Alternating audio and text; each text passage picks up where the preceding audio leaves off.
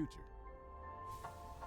You're building a career based on solving complex problems, but things like equity compensation, options, or even choosing the right savings plan can still leave you guessing. Are you prepared? Scan the code on your screen now and never be in the dark again with the Rescue Volt 7-in-1 power station. It can charge my phone, right? The Rescue Volt is a USB power bank, plus a flashlight, AM/FM, and weather-band emergency radio. That's great and all, but I just wanted to make sure it will charge my phone. It powers up 3 ways with built-in USB, solar panel, even a hand crank. So you mean our phones will always be charged so we can still doom scroll in a power outage? The Rescue Volt 7-in-1 power station is travel-sized and ready for any emergency. And yes, it charges your phone too. Okay, great, because I got to post to my socials. This is a limited time TV offer and makes a great gift. Scan the code on your screen and get your Rescue Volt 7-in-1 power station today. Dr. Sobel and his team at Anderson Sobel Cosmetic provide the care you want to refine your shape and renew your look. Get started today at Anderson Sobel Cosmetic. After a car accident, the insurance company will make you a low offer to settle. Don't fall for it. Call Bernard Law Group to see what your case is really worth. 1-800-5-million. Big case results are no accident. Right now on Cairo 7 News. The government shutdown is coming to an end, but could your Thanksgiving travel still be impacted? Ooh, how flights could still be canceled even after the shutdown ends. They were coming at us, and in that moment, I already knew I was going to be hit. A Tacoma mother and her toddler survive a suspected drunk driver's violent crash. Hear her firsthand account and see the shocking moment they braced for impact. You know, we watched some rain push across the area this morning, and I said, well, during the day, a lot of it's going to move north. There it is. Now I know that we're going to watch the band move south again, and more showers are on the way. I got to get you ready. Coming up. A live look at Washington, D.C. as we are getting close to the government reopening. Today, the full House is expected to vote on a bill to end the shutdown, which would then send it to President Donald Trump. Unlike the Senate, where Republicans needed some Democrats to join them, the House can pass this bill right along party lines. Now, taking a live look at Seattle-Tacoma International Airport. So the future of air travel is still up in the air as flight cancellations and delays skyrocket every day. So far at SEA right now, there are 48 cancellations today because of the FAA's mandated flight reductions. Cairo 7's Brooke Griffin spoke with air travel experts who say even if the shutdown ends today, the crippling cancellations will continue. Almost 10,000 flights have been canceled across the country since Friday. Saturday, Sunday, Monday. Very rough travel days, significant cancellations and significant delays. This is part of the FAA's government shutdown flight reductions because of air traffic controller staffing shortages. The staffing crisis has been decades in the making, really. Transportation Secretary Sean Duffy says even if the government were to reopen today, they're keeping 10% reductions in place until staffing returns to what they're calling safe levels. So I encourage all of them to come to work, to be patriots, and help navigate the airspace effectively for the American people. As cancellations continue across the board, Thanksgiving travel is top of mind. Duffy says he believes flight schedules will return back to normal by the holiday. I'm going to tell you, we are not going to get to Thanksgiving.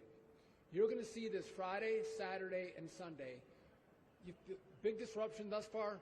Massively more disruption as we come into the weekend if the government doesn't open. Airline experts disagree, saying people should prepare now and have backup plans ready. The airlines are going to adjust their schedules. If you're coming from a smaller non-hub airport, there's a high probability that your flight is going to be canceled or rescheduled as they're trying to absorb these cuts.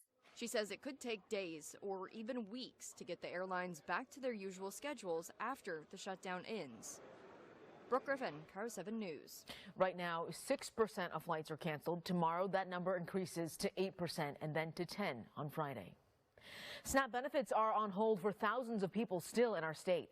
The Supreme Court extended an order yesterday blocking full SNAP payments. The justices extended the order because Congress will likely reopen the government soon, but it is not clear how long families will be waiting until those November SNAP benefits finally arrive. In our state, some benefits were sent out in full before the Supreme Court order froze the rest. Let's take a live look outside right now at downtown Seattle, where you can see there are still spots of sunshine right now. We are going to be seeing some rain later on, though. Let's check in with KIRO 7 Pinpoint meteorologist Nick Allard in the Pinpoint Weather Center. And yeah, Nick, the rain right now is still a little bit spotty depending on where you are. Yeah, a lot of it's pushing north. You know, we watched the computer models this morning. We'd see some pockets of showers in the morning, and then we'd have a lot of that moisture park itself to the north, which you'll see in a second. And so what we're looking at is overall cloudy to mostly cloudy conditions on your Emerald Queen Casino camera in Tacoma. Waterfront Park at Seattle Aquarium is the same thing. Generally, it's pretty calm, though. We just have had a little bit of rain. And temperatures now in the 40s in Bellingham to the low 50s for Chehalis, Tacoma, and Everett. And rainfall pretty light, a few hundredths of an inch. Had about 7 hundredths in Bremerton, Seattle, and just a few hundredths there in Tacoma. So it has not been much, and it really isn't going to be much until we see a little more tonight. Even then, still not much compared to tomorrow. Here's that pinpoint storm tracker, so you can see it's cloudy everywhere, and most of that moisture now is to the north, where it will stay until roughly late afternoon-ish until early evening, kind of like 4 to 5. We'll see more pushing in. And then a bigger piece of this system is going to move our way for tomorrow. So, of course, we'll watch where we expect some showers for the evening commute, but then I want to talk about the impact of the rain tomorrow. Will it be heavy for your morning drive? You going to feel any wind? We'll get you ready for all of that here coming up. All right, thanks, Nick. A man in Chelan County is behind bars right now after a standoff with SWAT. This happened yesterday on Mystic Creek Lane. Deputies responded to a disturbance in the area and found Jose Franco Nunez armed with 2 samurai swords. He threatened a resident, smashed car windows, and caused chaos before barricading himself in his home, even threatening deputies. The East Cascade SWAT team eventually moved in and arrested him. Nunez now faces multiple charges, including second-degree assault. A Tacoma mom says she is lucky to be alive after a suspected drug driver slammed into her car with her toddler inside. This is after the suspect first drove into a cyclist and a skateboarder. KIRO 7 Samantha Lamibao checked in with that Tacoma mom.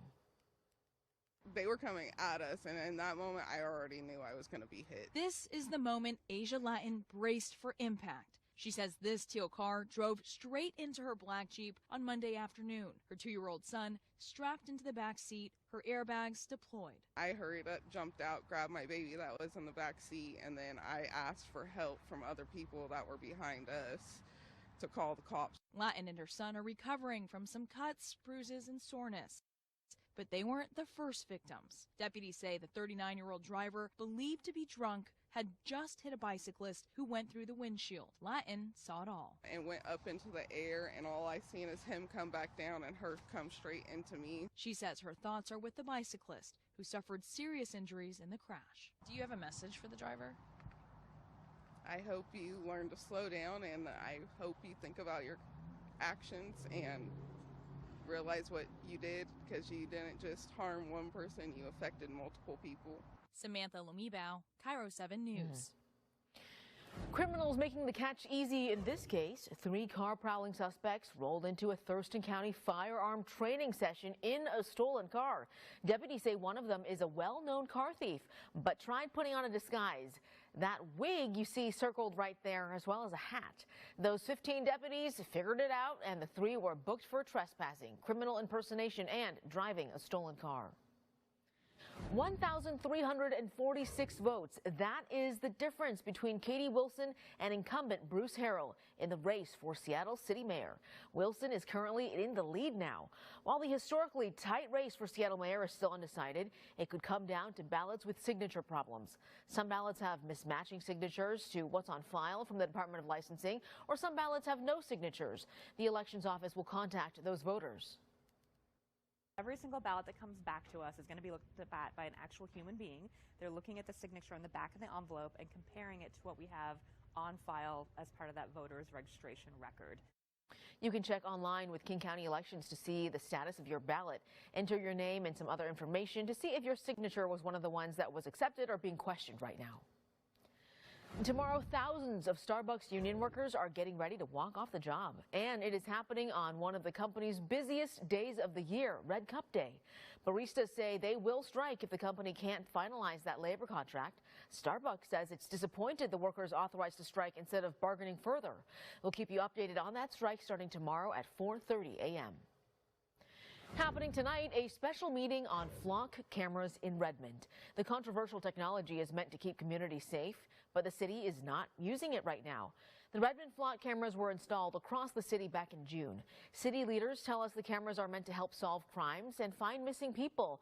But now that camera program is shut down as city council members determine if there are privacy concerns within their systems. Redmond officials emphasized this pause is not tied to any misconduct inside their department or the systems, but to ease community anxiety around the tech. Police Chief Darrell Lowe told council members that Immigration and Customs Enforcement did not access Redmond's system on the day agents detained several people in the city, saying, quote, absolutely not. None of our data has been received by any outside entity. That meeting at City Hall is happening at 6:30 tonight. Council could vote on the cameras, but if they don't feel ready, there's going to be another special meeting next Wednesday for discussion as well.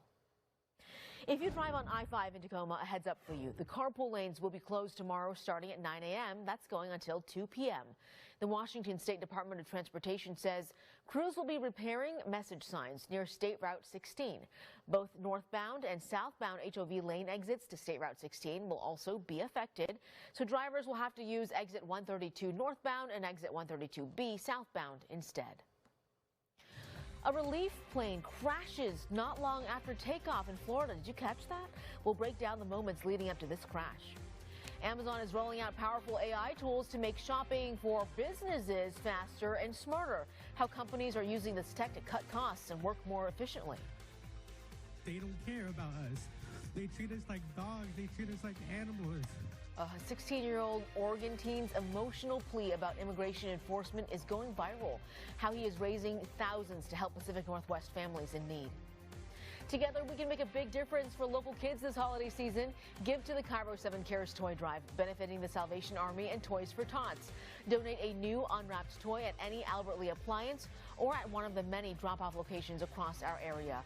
Find the donation location closest to you and a list of most needed toys at Cairo7.com.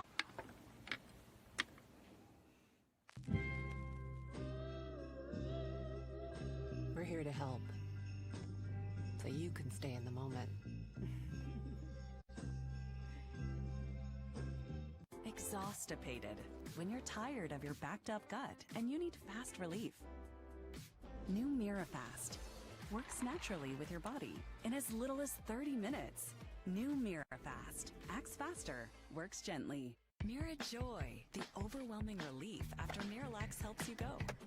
Miralax works naturally with the water in your body. Miralax, free your gut to free your mood. For more fiber per serving than any other gummy, try Mira Fiber. Titanium, stronger than steel, lighter than aluminum, trusted in aerospace, and now redefining the way we prepare food at home. Resists corrosion, never absorbs odors, and remains flawlessly food safe without ever breaking down into harmful microplastics. Titanium Edge, now available through this exclusive television offer. Are you tired of shopping bags tipping over in your car? You need the Auto Anchor, perfect for commuters, parents, or anyone on the go. The Auto Anchor installs in seconds on the post of the headrest and even works as a phone holder for hands-free viewing in the back seat.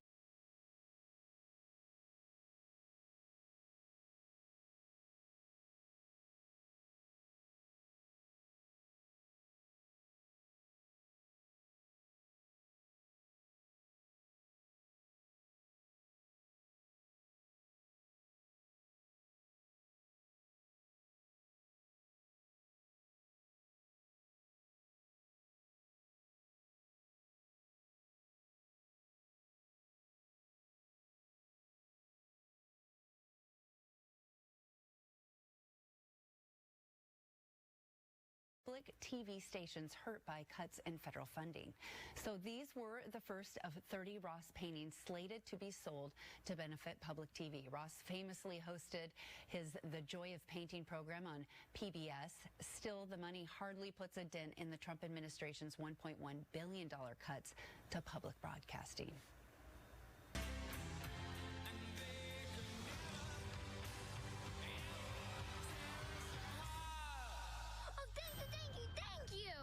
Hi there, I'm Lilypad. Let's play. This is a first look at the brand new trailer for Toy Story 5, which takes us into the digital age. How can you play with toys when there's an iPad in your face? The 5th installment will bring back the classic Woody and Buzz, which, if you remember from the 4th movie, Pixar will certainly have some explaining to do. Toy Story 5 premieres in theaters in June of 2026. Every one of those Toy Story movies is so good. I know. And they make you tear up and all that stuff. I can't wait for this. They're fun for kids and adults. They really are. So are you going to bring the kids for that one? Absolutely. Yeah. Can't wait. I might bring myself and they can come along if they want to. That's right. That's right. That's a good one, guys. All right. And not only that, we have a new Super Mario movie coming out here soon, too. Looking forward to Super Mario Galaxy. Yeah, the animation is rocking lately. Queen Anne camera right now, we'll look at mostly cloudy, and we're looking at temperatures in the upper 40s. Most of the showers that we saw earlier on have moved their way north as expected, and we're still seeing a few showers along Clallam County up there near the strait. Now, as we zoom in, you can see, if you're in Snohomish County, north of Everett, up towards Arlington, and then in the Cedar-Woolley area, you're still getting some light shower activity, and we're seeing a light shower near SeaTac as well, but that's pretty much it. Most of the middle part of our day is going to be dry, and we'll see another round of showers developing around your evening commute. The real heavier stuff, the widespread stuff, is going to be arriving overnight tonight. Upper 40s, low 50s currently, and I do expect most of you to be mainly dry for football practices here this evening. For a dog walk, it'll be wetter north. It'll be mainly dry elsewhere, though, through the majority of the day. I would get those dog walks done in the middle of the day here while things are dry, if you can. Mid-50s for Bremerton, Shelton, and Olympia. We're going to be looking at temperatures in the mid to upper 50s in South King County. Maple Valley topping out at 58 today. Down in Pierce County, Tacoma, Lakewood, DuPont, and University Place all right around 57. We'll be at 57 in Bonnie Lake. Over the next couple of days, we are going to be looking at some rain. Thursday could bring a ½ inch to an inch, and then we're going to see more again on Friday. Grand total over the next 48 hours could reach about 1 inch to 1.5 inches of rainfall. We'll get a break on Saturday and then another round on Sunday. So yeah, we got a wet 7 days ahead. As we get into early next week, temperatures cool in the lowlands and their snow levels are going to drop in the mountains. Let's send it on over to Adam. He's got a check on traffic here at 1046. Sure thing, Brian. This morning still finding a little delay getting into Seattle, northbound I-5, moving right into the downtown core. We're not terribly surprised by this. From about the Michigan curve right into downtown, that adds maybe an extra 15 or 20 minutes or so for drivers. In through Bellevue, actually through Newcastle, noticing a new developing backup southbound on 405, right in towards about 30th, 44th. That's where there was a collision. It's for the most part over to the shoulder, but that's left us with a pretty thick stop-up as you move your way out of Bellevue and trying to head through that mess. North 405 also toughens up through the Renton curves. Rest of the Puget Sound really hasn't actually been too gnarly for us for about the last hour or so. Let me show you our mountain passes step out of the way as well. Stevens Pass, Snoqualmie Pass, both looking to be in great shape. White Pass, Blewett Pass also coming in no restrictions. Mount Baker Highway 542, that's the one holdout where we still have traction tires advised. And a heads up for drivers in Tacoma, the I-5 HOV lanes are actually going to be closed tomorrow. And this is as crews are doing some repair on message signs right near State Route 16. So the closure is only from 9 a.m. until 2 in the afternoon. But this is going to impact both directions of I-5. So that's something you need to keep in mind. And WashDOT says you got to plan for some extra time for your commute right in through that area while they have things ratcheted down. Guys. It's time for the Toyota Good Day Mega Poll. Here we go. It's It's time for our Good Day Mega Poll. We're talking about pizza. And today is a unusual holiday, okay?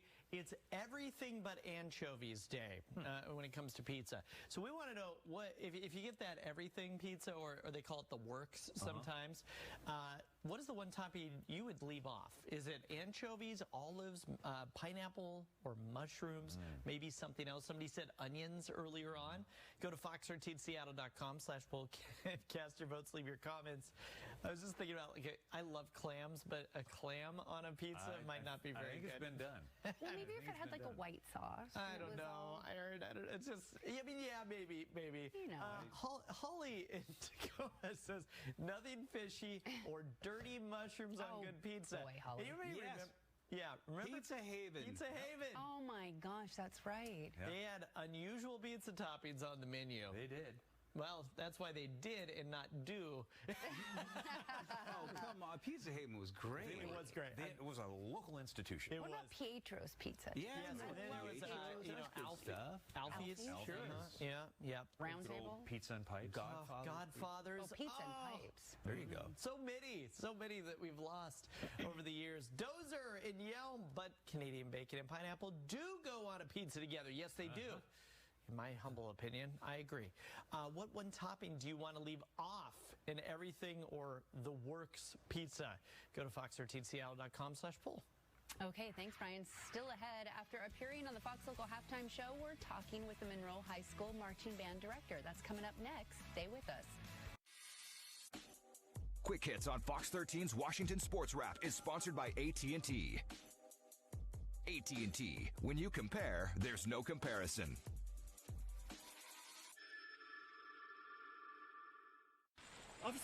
Officer, could I get your perspective as a man of the law? You know I'm a mall cop, right? Let's say I obtain a car for less than you think it cost. I don't follow.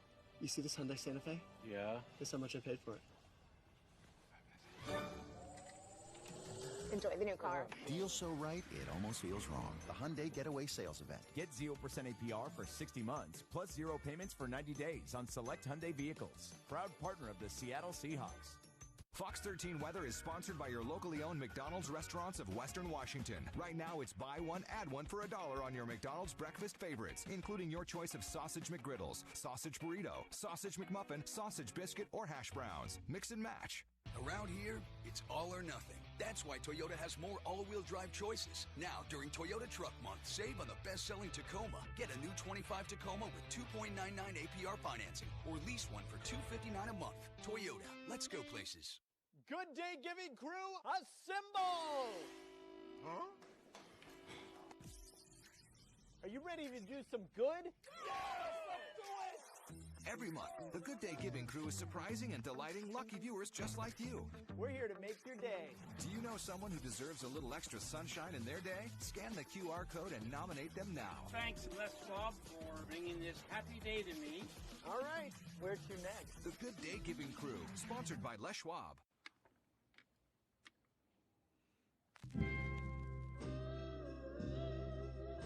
We're here to help, so you can stay in the moment.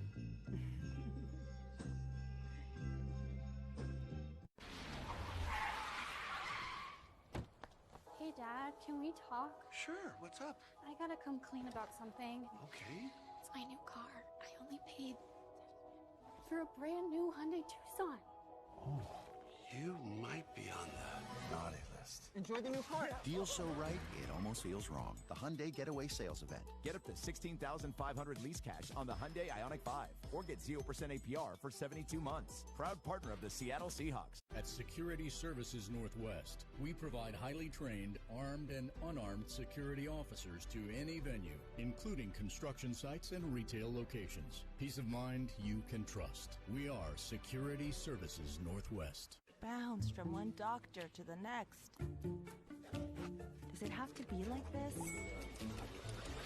At Kaiser Permanente, we have a different kind of health care. So, how did you like that? Where all of us work together for all that is you. Good Day Pet Tricks, sponsored by Phillips Law Firm. Checking it out, world's fastest pet tricks is coming in from Albert and Renton. This is Piper the dog and Nala the kitten. And they're playing that game together. It's the old fishing for the cat around the table.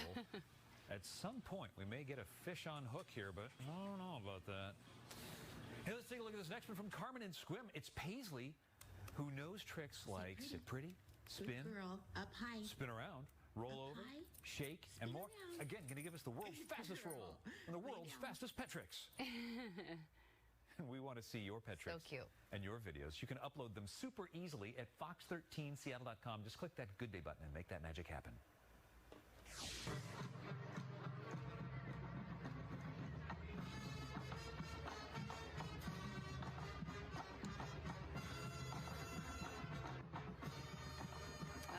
Those sounds. This is a look at the Monroe High School Marching Band, who was featured on Sunday's Fox local halftime show during the Lions Commanders game. And joining us now is band director George Angelos. George, thanks so much for being here. Thanks for having me on. Yeah, for sure. Well, first off, how was it seeing your students on that halftime show? It was pretty surreal. It's my first year as a band director. I didn't expect to do something like that this year, but I couldn't have been more proud of how hard the kids have worked. There's been a lot of new stuff being thrown at them. For those of you that aren't aware, that was their first time playing and moving in a halftime show in probably 20 years. Oh, wow. And so I couldn't have been more proud of how hard the kids worked to put that together. Oh my gosh, I was going to say, that's a pretty cool thing in itself. And what's the reaction like, this morning, yesterday, after they kind of did that whole dance out there and playing? What did they feel? Are they super excited to see themselves on TV? Yeah, the kids were pretty enthusiastic when I proposed the idea during the summer. And, they just worked their butts off all the way from of work they put in. We had about 2 or 3 practices a week once school started, and on top of all the concert music and jazz band, they really stepped up. Yeah, for sure. And you say on top of all the music they're practicing, but what about their schoolwork and family life at home? That's a lot to juggle to get ready for this. Yeah, being in band is definitely just a full commitment. We have the highest expectations in terms of them performing well in their other classes. We keep tabs on them, make sure they're keeping up with their other schoolwork, but it is a lot, but it is extremely rewarding when they can pull it off like they did. Yeah, for sure. I can imagine. Well, tell us a little bit more about your program and what it entails and what kind of students are involved in that. And has this led you to kind of be more involved in other community events? Yeah, so we have been involved in community events from the beginning of before the school year even started. We marched in the Monroe Fair Days Parade, and we have played at the grand opening for Wendy's.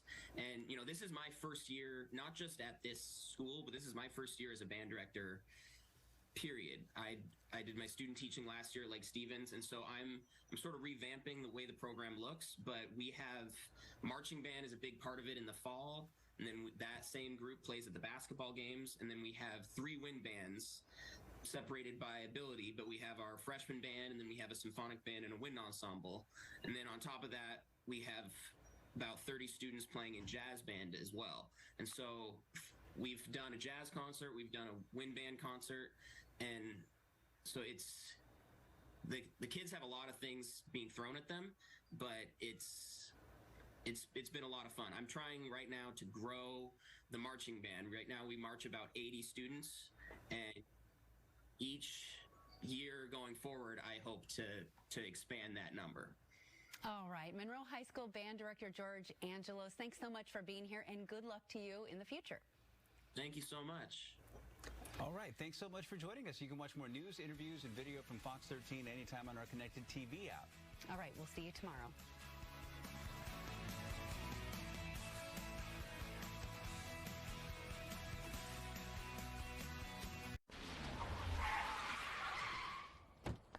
Hey, Dad, can we talk? Sure, what's up? I gotta come clean about something. Okay. It's my new car. I only paid for a brand new Hyundai Tucson. Oh, you might be on the naughty list. list. Enjoy the new car. Deal so right, it almost feels wrong. The Hyundai Getaway Sales Event. Get up to $16,500 lease cash on the Hyundai Ioniq 5 or get 0% APR for 72 months. Proud partner of the Seattle Seahawks. Take that up a little bit higher. You should feel that, like right back here. Oh, yeah, I felt that. Good. That is so much better than last week. Thanks. I've been doing them every night while I'm watching TV. Oh, what are you watching? It's a mystery. High quality care that meets you where you are. We'll power the blow dryer, so you can make Fido fabulous. At Security Services Northwest, we provide highly trained, armed and unarmed security officers to any venue, including construction sites and retail locations. Peace of mind you can trust. We are Security Services Northwest.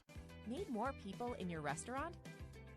Hyper-target hungry consumers in your area down to the zip. Learn how Flex data-driven ad solutions can drive more consumers to your restaurant. Connect with Flex.com.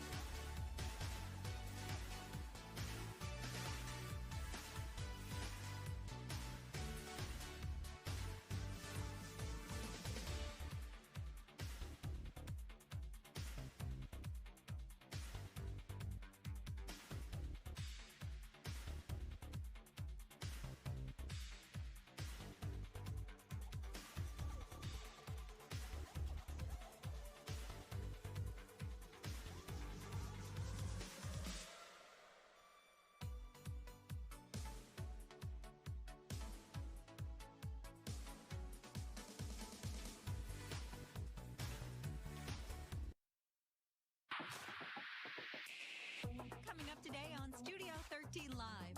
It's like a dance that I'm watching here. Wow. Farm to table dishes and wine blending classes. We're taking you inside the Somme Hotel and Spa in Woodinville.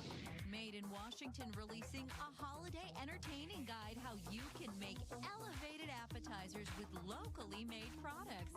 Studio 13 Live starts right now.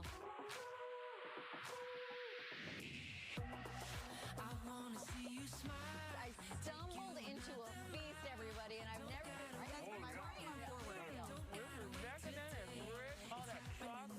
A special guest is joining us in studio. Cheers, everybody.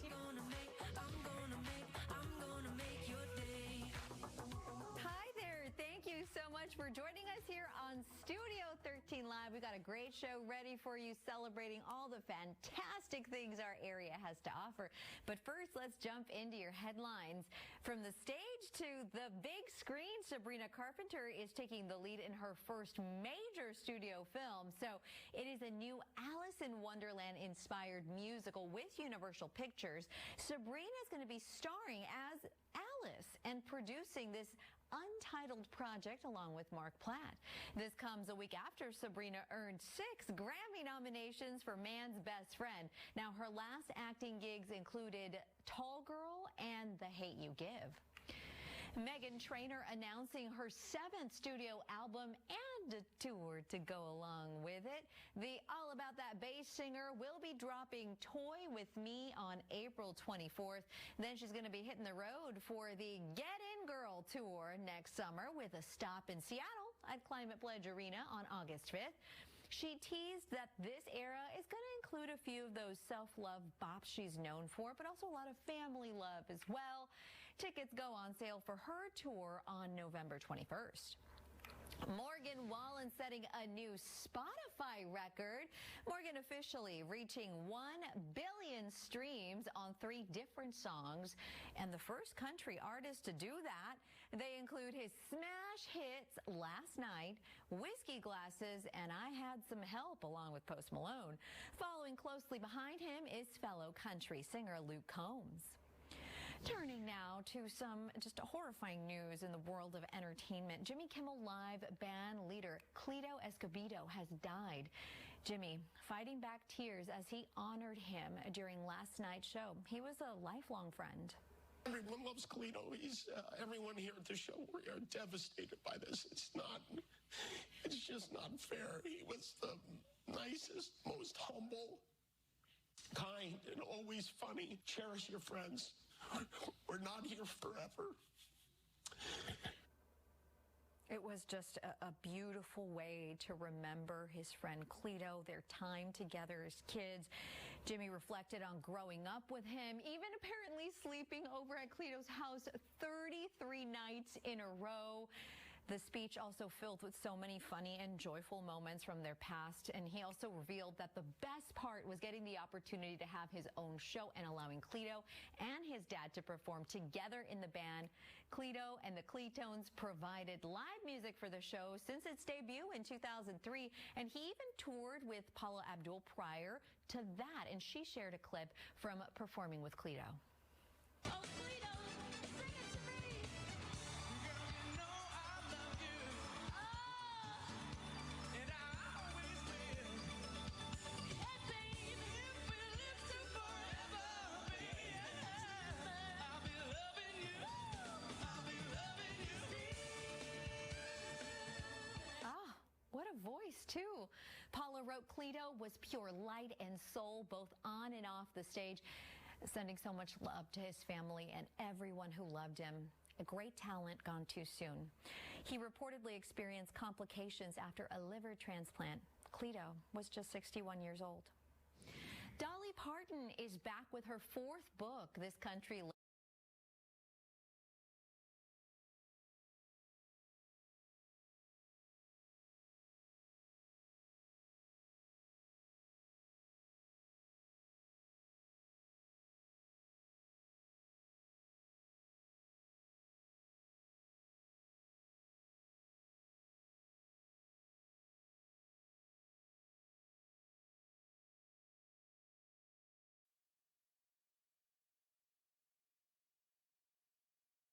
Rack up the rewards this November at Tulalip Resort Casino. Pop in Fridays to grab guaranteed cash.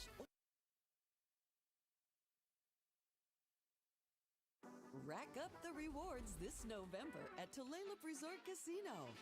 Pop in Fridays to grab guaranteed cash or an exclusive mystery gift. Find all the details online at TulalipCasino.com.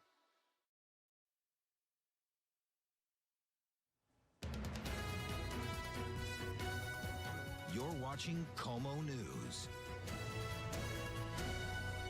Now at 4:30 on your Wednesday, the House now preparing to vote on a spending bill to end the federal government shutdown. We are tracking the razor-thin margin Republicans are trying to tightrope to pass that bill, plus why airlines will continue canceling flights this week, even if the government reopens. A man now accused of murdering a landlord who suddenly disappeared in Everett. More investigators found the body, and the questions tenants are desperate to get answered. The race for Seattle mayor remains too close to call this morning, more than 1 week after Election Day. Where the count stands this morning, why one of the candidates believes the race is now over. All right, we say good morning to you on this Wednesday. Hopefully you had a good Veterans Day. I'm Holly Menino. Happy Hump Day to you. I'm Steve McCarran, and for Kelly this morning, meteorologist George Waldenberger and Tyra Majors bring you weather and traffic every 10 minutes. First over to George. Are we starting that change yet, George? Yeah, we are. We're already starting to see a little bit of light rain. That'll be the trend this morning. Some spotty showers just here and there. These drift north through the morning drive, so no guarantee you'll drive through rain this morning, but just be ready in case you briefly do.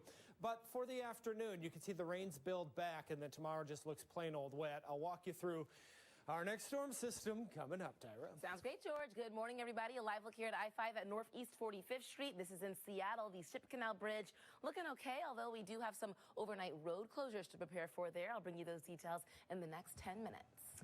This morning, the longest federal government shutdown in American history could finally come to an end. The House expected to vote on a new spending bill that would fund the government until January 30th. The Senate passed the bill on Monday night. 8 Democratic senators joined Republicans to support it, despite no inclusion of Democrats' demand to extend health care subsidies. Now, some leaders of that party are slamming the bill. We're strongly opposed as House Democrats to this reckless Republican effort to continue to raise the high cost of living on everyday Americans, which is exactly what they're doing by failing to extend the Affordable Care Act tax credit. With a narrow majority in the House, Republicans can only afford to lose 2 votes to pass the bill. If it does pass, it will still take some time to get government operations back up and running. Many agencies will have to call their federal workers who have gone without pay back to work. A live look now at SeaTac Airport. Right now, airlines continue to reduce flights at dozens of airports because of an FAA mandate. The goal is to help air traffic controllers working without pay during the government shutdown. This morning, there are already nearly 900 canceled flights nationwide. That's according to FlightAware, and that includes 48 cancellations at SeaTac. And we woke up, our flight was on time, and then by the time we got to the airport, it was delayed an hour, then it was on time again. So there's a lot of unknowns going out there right now. The FAA plans to ramp up reductions to 10% by the end of the week, while Congress works to pass a funding bill to end the shutdown. Coming up at 5 a.m., we're going to check the situation at SeaTac Live with KOMO's Theron Zahn. 4:33 now, and from the live desk, Holly, airlines have now canceled more than 7,500 flights since Friday because of those air traffic control shortages and that Arctic blast that's been hitting the East Coast in recent days. Transportation Secretary Sean Duffy says the flight reductions currently in place at the nation's 40 busiest airports, including SeaTac here, will increase to 10% by Friday, even if the shutdown ends. Adding the decision is based on safety data and restrictions will remain in place until the team sees improvement in that data. Once the department lifts its flight reduction mandate, it will still take several days for airlines to recalibrate their networks before things are completely back to normal. One question some of you have been asking is, how do airlines determine which flights get canceled? Airlines like Delta, Southwest, and Alaska say they're focusing their cuts on high-frequency flights that run several times a day so people can easily rebook a later flight. For Alaska Airlines, that means if you fly from SeaTac to LAX or Anchorage, you'll probably be able to take a different flight. American Airlines and United are both making sure flights at their hub airports or popular spots for layovers like Chicago's O'Hare, Houston, Atlanta, Dallas-Fort Worth, and Newark are not affected by those cuts. In Snohomish County this morning, a man is under arrest in connection to the murder of a landlord in Everett. As KOMO's Jackie Kent reports this morning, that landlord was first reported missing 6 days ago. Everett police confirmed the suspect was booked into the Snohomish County Jail and faces a charge of second-degree murder. There do remain unanswered questions, including whether the suspect and victim knew each other. Was this a tenant-landlord dispute, or was it something else? We are learning the victim managed multiple properties along Grand Avenue, and many tenants want answers. A quiet Everett street, rocked by what police are describing as a suspicious death and leaving neighbors with questions. It's all a mystery. No one really has answers, and we're all dumbfounded. Vance Taylor says his landlord, Daniel Litton, was found dead on Rucker Avenue, just blocks from his row of rental properties. Officer CJ Hawley reports the body was found wrapped in plastic, cloth, and other materials a day after Litton was reported missing. As the day went on,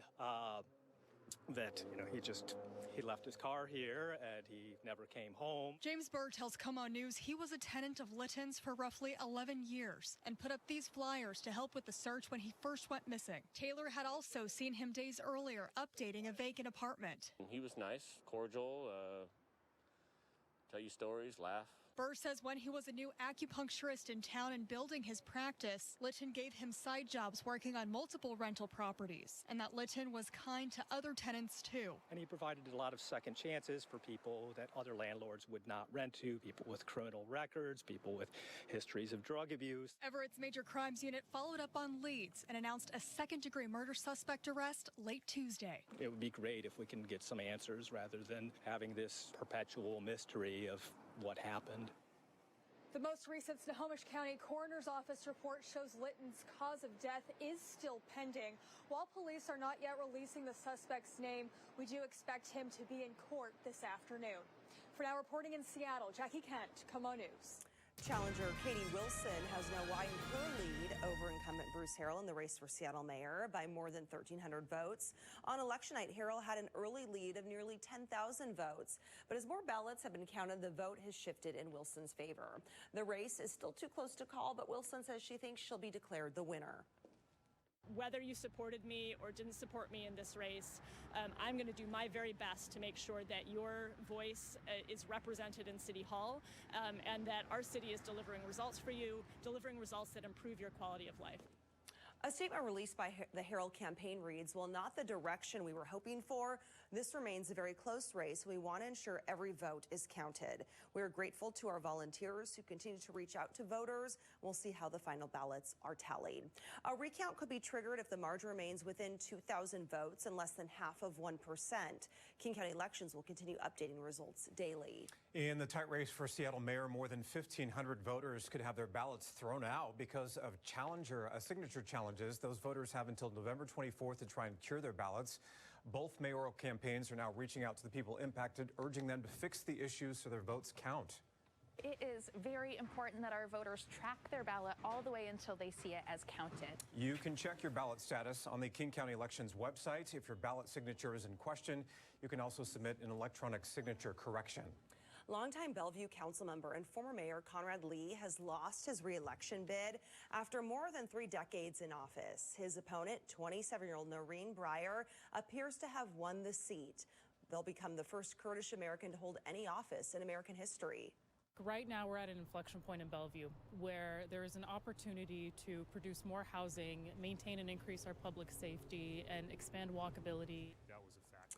Lee has served the city since 1994. He says he's proud of his service and plans to continue working in the Bellevue community in other ways. All right, George, nice to see that sun yesterday, and it was dry, and now there is Hey, it's more opportunity for more rain, Right. and it doesn't look to be too bad of a storm system either. So we'll just chip away at that drought. Slide on into it. Okay, you said it was nice to see the sun yesterday. It was lovely. Overnight, last night, some people saw something else. Ooh, look at Gorgeous. that. Right. Now, they were most active yesterday in the evening, and then the clouds came and they've kind of gravitated a little farther north. But if you're near Bellingham, there are some breaks in the cloud cover. You can peek up to the north to see if you see anything. Use your phone.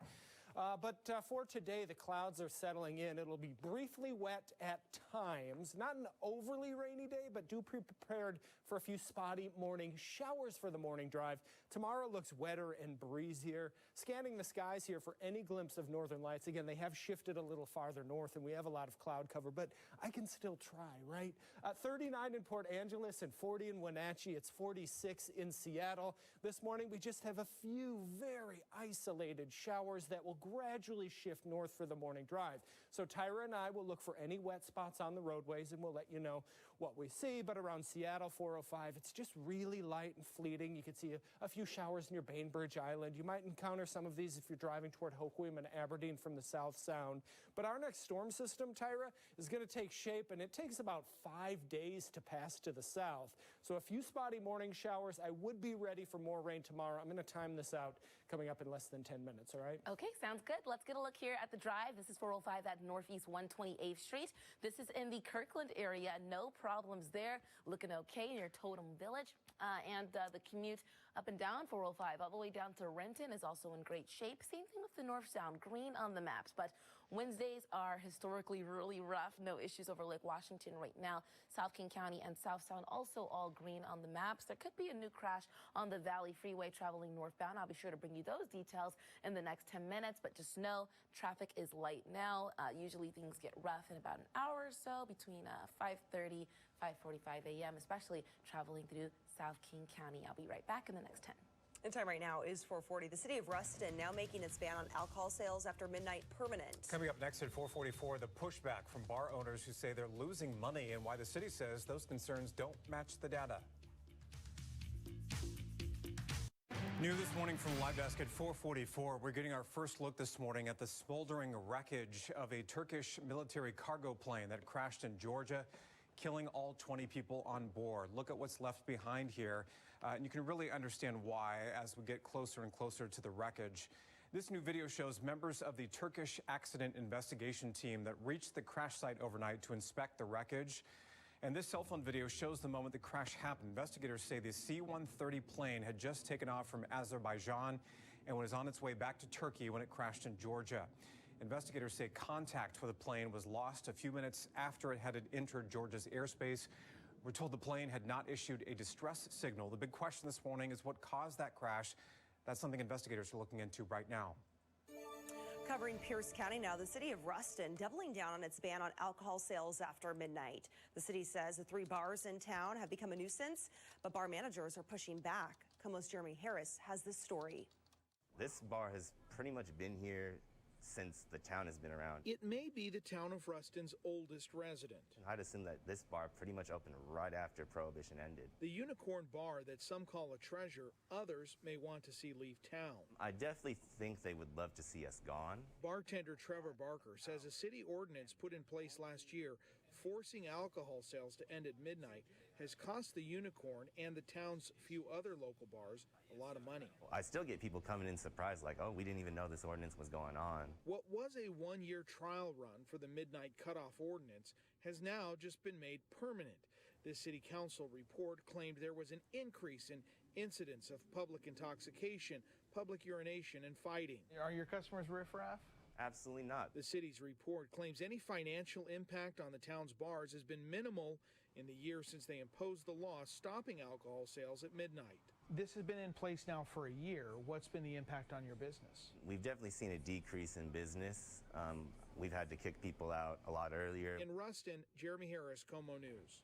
Time right now is 4:45. Let's check in with meteorologist George Waldenberger. What a lovely day yesterday for all the Veterans Day celebrations and commemorations. You know, thankfully, it was the quietest day of the week, and it happened to fall on Veterans Day. Yeah. Perfect timing. Yeah, now our weather's starting to turn, but it's not an abrupt turn, but do be ready for just a few light isolated showers this morning. As we look at the waterfront, though, Alaskan Way doesn't look too damp.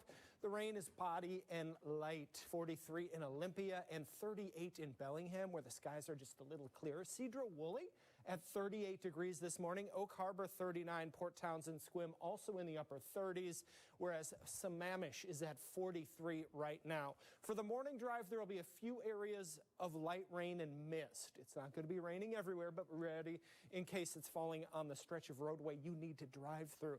Noon, this may be optimistic, but I'm hoping you get a peek of sun. And then for the drive home, plan for some scattered rain. But the timing of any rain, of course, depends on your location. Lakewood, Federal Way, Seattle, Edmonds, right for the morning drive. Again, it's not widespread. It's just kind of hit or miss. In Bellingham, Friday Harbor toward Port Angeles and Forks, midday showers. And then Aberdeen, Ocean Shores, looking at some spotty morning or afternoon showers with temperatures largely staying below 50 east of the Cascades today. You can see how just isolated the rain is, but this blob, it's not really a blob, it's more of a peppering. It gradually shifts north over the next 6 hours. So taking you a little closer, Renton, you have a few raindrops. Downtown Seattle toward Magnolia and Ballard, seeing a couple approaching raindrops. Olympia, South Sound, Montesano. We're just getting started, though. There's our storm system taking shape. It makes a bizarre path, gets cut off from the atmospheric flow, so that gives us days with rain in the forecast. You can see it picking up and shifting north for the morning drive and the lunch hour, and then redeveloping for the drive home. Overnight, it's broken. Then tomorrow morning, plan on rain. A little bit of a rain shadow for North Whidbey, but most areas look wet tomorrow morning and afternoon. For the drive home, it's still raining around Seattle, Everett, a little bit of a convergence zone here, then breaking up and reforming on Friday, mainly central and south sound through the day. So here's what we're expecting. Again, a few showers today. They're more widespread, heavier, a ½ inch to an inch tomorrow. Breezy, not terribly windy, though, Thursday afternoon. And then Friday, a few showers central south sound. I am hoping for some dry breaks Saturday afternoon, maybe a peak of sun. Sunday, I'd be ready for more showers to develop as we go through the day. All right, we're going to be hanging on to those dry breaks, George. Yes. Apple has teamed up with a world-renowned designer on a new pricey iPhone accessory. ABC's Sophie Flay has the details in today's tech. It's 4:52. Let's get a look here at the Valley Freeway. This is near 24th Street East and Sumner. You can see we do have some slow and go traveling northbound. That's because there is a minor incident in this area. It's on the Valley Freeway heading northbound. A minor crash blocking the exit ramp to 24th Street, and a bit of that backup still in existence because of the lane reductions there due to that heavy truck that hit an overpass in the area near the 3rd Street Bridge. Here's a look at the maps down in the Tacoma area, Midland, Parkland, all those areas looking perfect, green on the maps. Coming out of the north sound, no major issues. It looks like there's a stalled car on northbound I-5, partially blocking the exit ramp to 175th. That's in Shoreline. No other issues. Drive times are very low. Stick around at 5 a.m. A look at our ferry routes for today. All right, time right now, 4:53. It's a forecast you don't hear every day. Coming up at 4:56, wildlife experts in Florida say it is raining lizards. That's ahead. Well, you may have heard the expression, it's raining cats and dogs. We know that around here, right? Well, now wildlife experts in Florida say it's raining iguanas. Experts say the iguanas are falling out of trees because of a sudden cold snap. The frigid temperatures send the reptiles into a stunned condition that causes them to lose control of their muscles. The iguanas are not dead. They're just briefly paralyzed. The Wildlife Conservation Commission says frozen iguanas should be left alone until they recover and run off. Oh, my. Or maybe call in a wildlife expert or something Have them if they're take not care of supposed it. to be there in the first place, Yeah, exactly. too. Oh, boy. Yikes. It's a no for me. Yeah, same. I'm glad they're okay, though. Same. Later this morning on ARC Seattle, we are taking you to Hood Canal. We hear about how the Alderbrook Resort is turning the holidays into a cozy, sparkling getaway from Coco cruises with Santa to a night of caroling. Join us for that segment, plus an in-depth look at local issues and what's trending on social media. Join me and Steve from 7 to 10 a.m. over on the CW network. Just look for the CW logo on your channel guide. The time right now is 4:56. The House could vote today on a spending bill to end the federal government shutdown. Coming up at 5:01, the razor-thin margin that could determine the bill's fate and why airlines will keep canceling flights this week, even if the shutdown ends. The race for Seattle mayor also coming down to a handful of votes. Coming up at 5:05, we're going to go live to KOMO's Natalie Fahmy with where the count stands as of this morning, what we're hearing from both candidates, and why some votes could be thrown out. You can always find us, even watch us live at KOMOnews.com and many other streaming platforms, and of course on your favorite social media platform. Keep it right here on KOMO. We're back in just 2 minutes.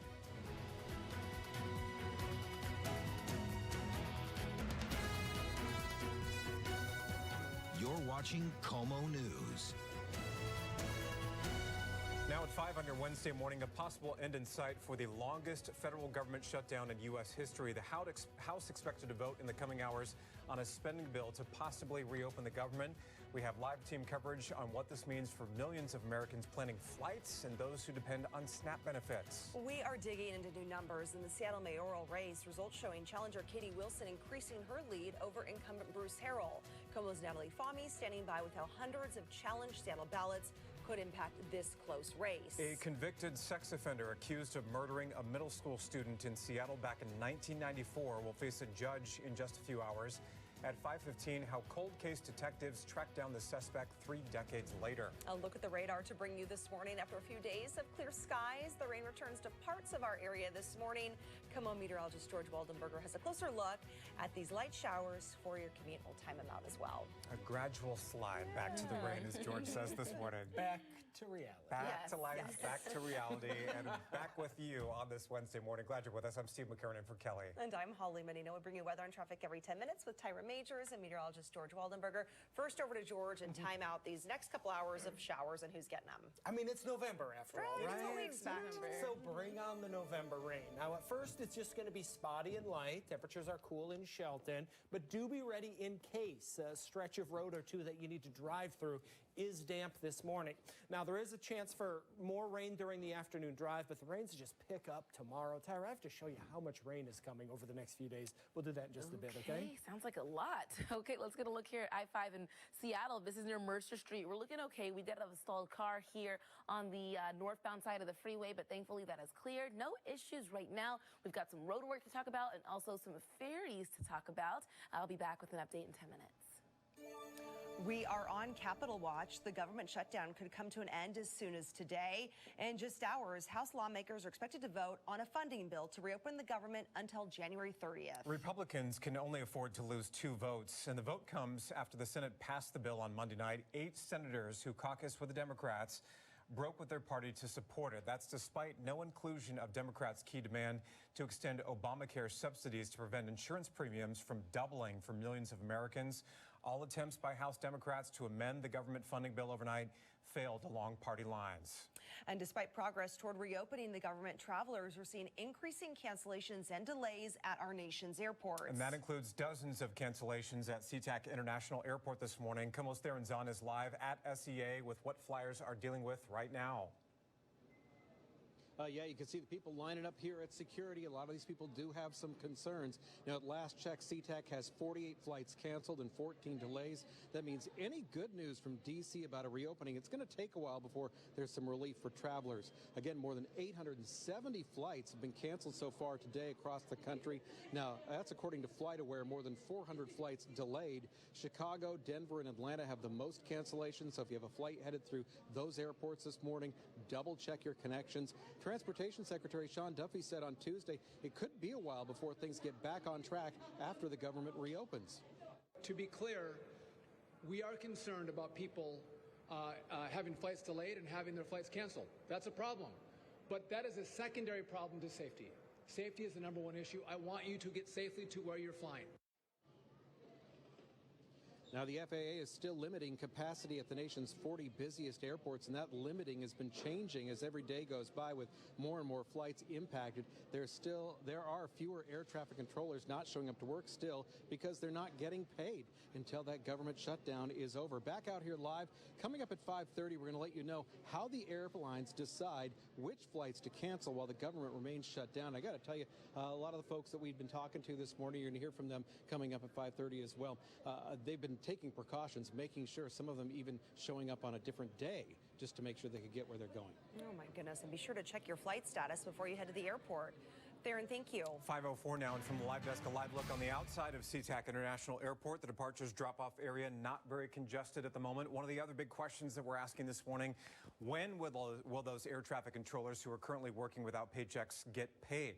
Transportation Secretary Sean Duffy says controllers will receive 70% of their paychecks within 24 to 48 hours after the government shutdown ends. The remaining amount will come within a week after the government reopens. Duffy adds that if the House does not vote to reopen the government today, it could result in, quote, massive disruptions for air travel as soon as this weekend, even more than what we're seeing right now at SeaTac and other airports.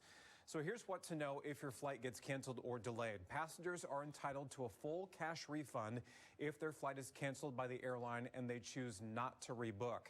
If the airline does not cancel the flight, but a traveler chooses not to fly, they are not entitled to a refund on most tickets, and in many cases will only receive a flight credit. Experts recommend booking directly with the airline. That's because it's easier and quicker to cancel or make any changes to your flight.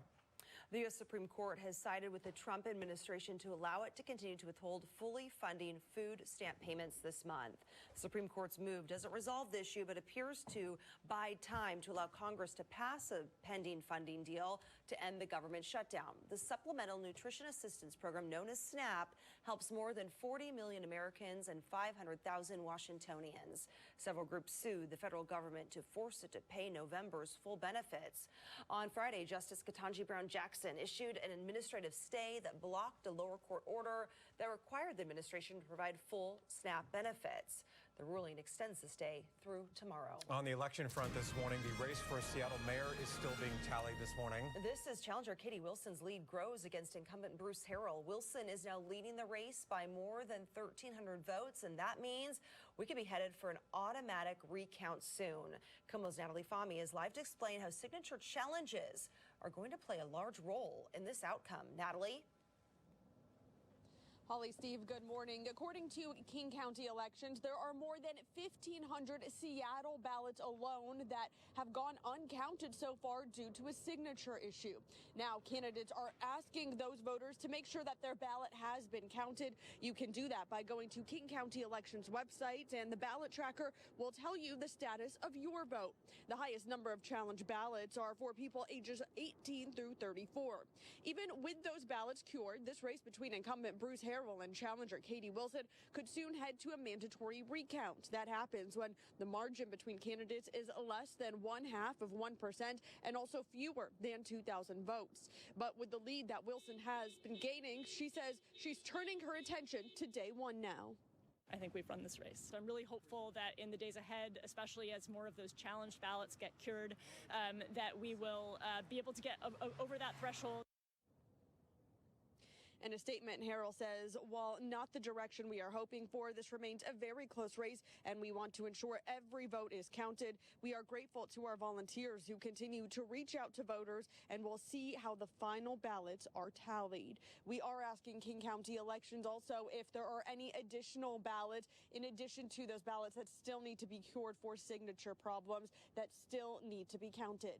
Live in Seattle, I'm Natalie Fahmy, KOMO News. Natalie, let's talk about the timeline here. How long do voters have to cure their ballot if they find a signature issue? Steve, it's a little less than 2 weeks now to cure that ballot. If you do find a signature issue, you must do that by Monday, November 24th at 4:30 p.m. That's the day before this election is set to be certified. Again, Monday, the 24th at 4:30 p.m. You can log on to King County Elections and track your ballot. Just have to enter a little bit of basic information, first name, last name, birthday, street number, in order to figure out where your ballot stands right now, and then fill out that form. You could do it digitally or by taking it in person.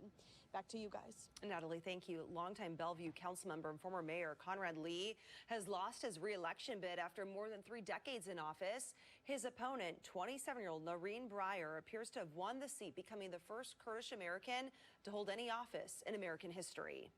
Right now, we're at an inflection point in Bellevue where there is an opportunity to produce more housing, maintain and increase our public safety, and expand walkability. That was a fact. Lee, who has served the city since 1994, says he's proud of his service and plans to continue serving the Bellevue community in other ways.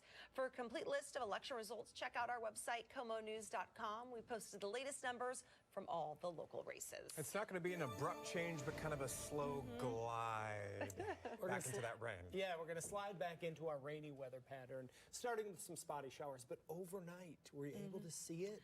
I wasn't. I was sleeping too. I know. Yeah. The Northern Lights. I'm glad we have pictures. Yeah, and the thing is, it was the brightest yesterday evening, so you could have caught it before bedtime. Dang it. Darn it, George. And that's when the clouds were filling in. So Darlene from Eatonville says it was a beautiful show in between clouds. Oh, that's pretty, too, with the clouds out there. Yeah, the Northern Lights. So I'll be showing these pictures all morning of who saw the Northern Lights and how they looked. Unfortunately for tonight, I was going to say tomorrow night, but for tonight, the aurora doesn't look to be as strong, and we're going to have even thicker clouds and rain.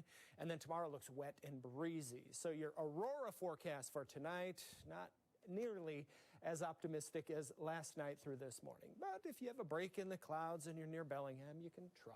37 right now in Bellingham, where there are some breaks in the clouds. 34 Stampede Pass. We're in the 40s in Seattle. Now, your rain timing today depends on your location. If you're in Bellevue, Redmond, Renton, Seattle, West Seattle, Burien, notice how I have some spotty light rain really through the entirety of the morning drive. It's not raining the entire time and everywhere. It's spotty and light. But notice how it shifts north toward Bellingham and Mount Vernon as we finish the morning drive and through the lunch hour, and then back to Seattle for the drive home. But it's just really isolated, just enough to dampen some streets. Vashon, a little bit of light rain in the next hour. This passing over Burien, Des Moines, Kent, Renton, Seattle, and toward Bellevue. But again, it's just light and spotty. It extends all the way back toward Montesano and Aberdeen.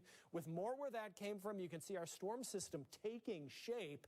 It's strengthening, but it sets up shop to the south of us. It sends waves of rain, with tomorrow being the wettest. So coming up, I'm going to time out tomorrow's rain, what to expect for Friday, and then the all-important weekend forecast, because, Tyra, we're always looking ahead to the weekend, aren't we? Always, always. It's Wednesday, so we're getting really close, George. Here's a look at the commute in Tacoma. I-5 at Yakima Avenue. Things are looking just fine here.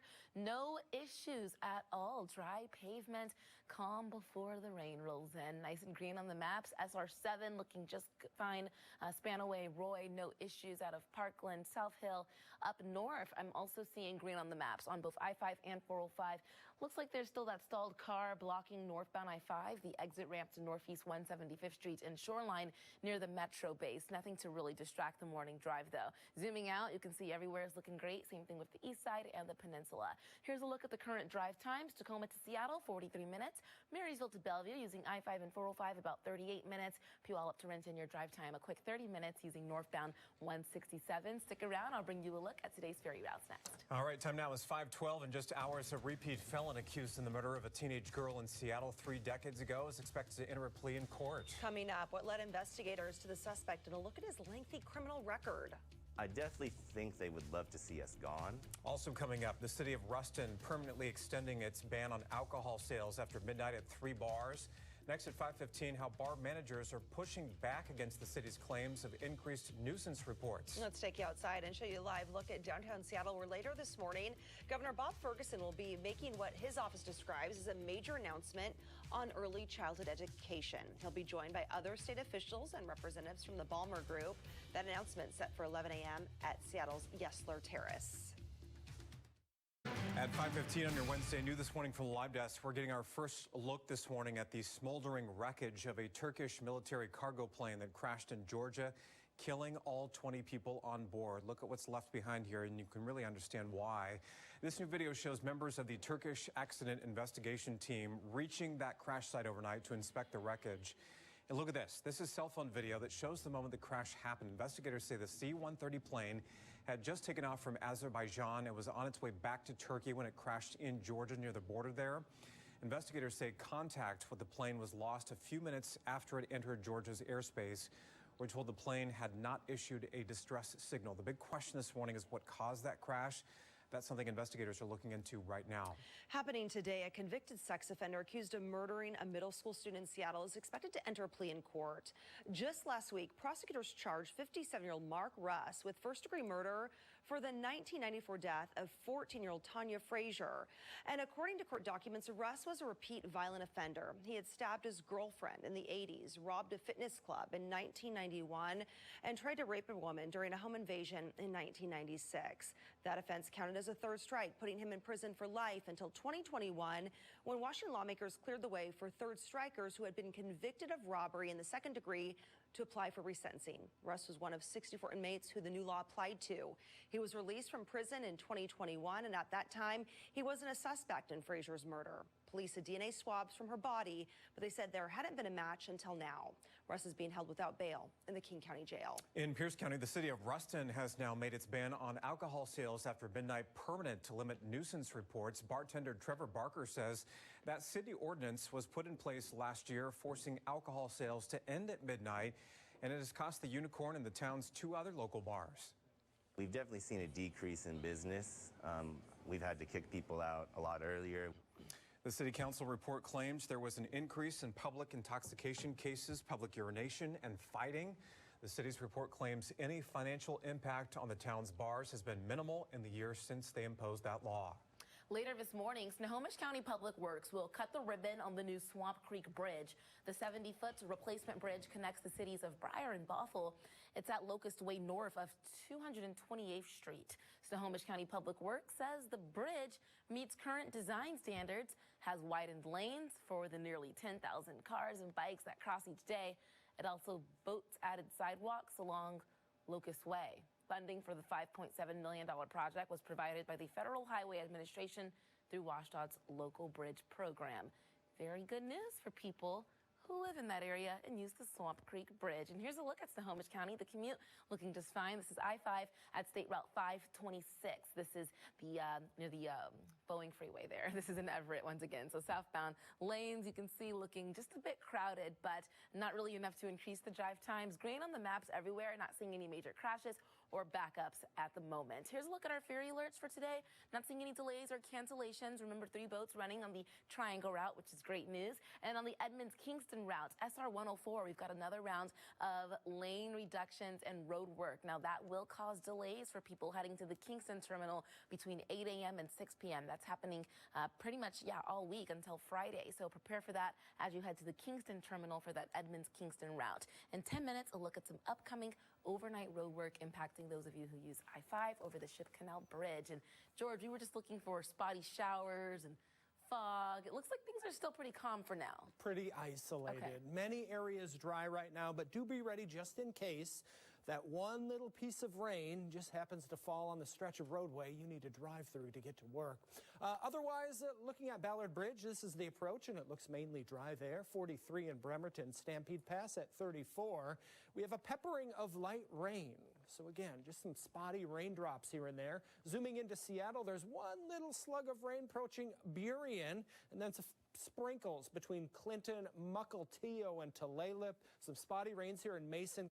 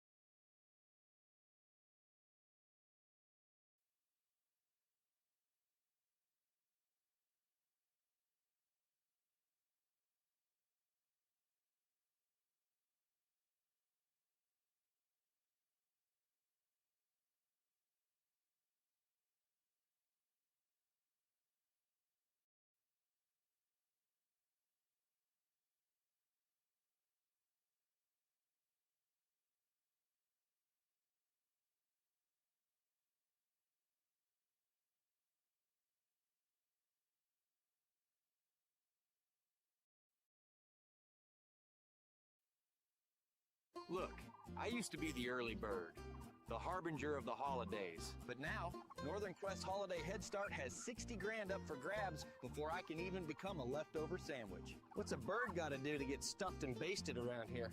Jeez.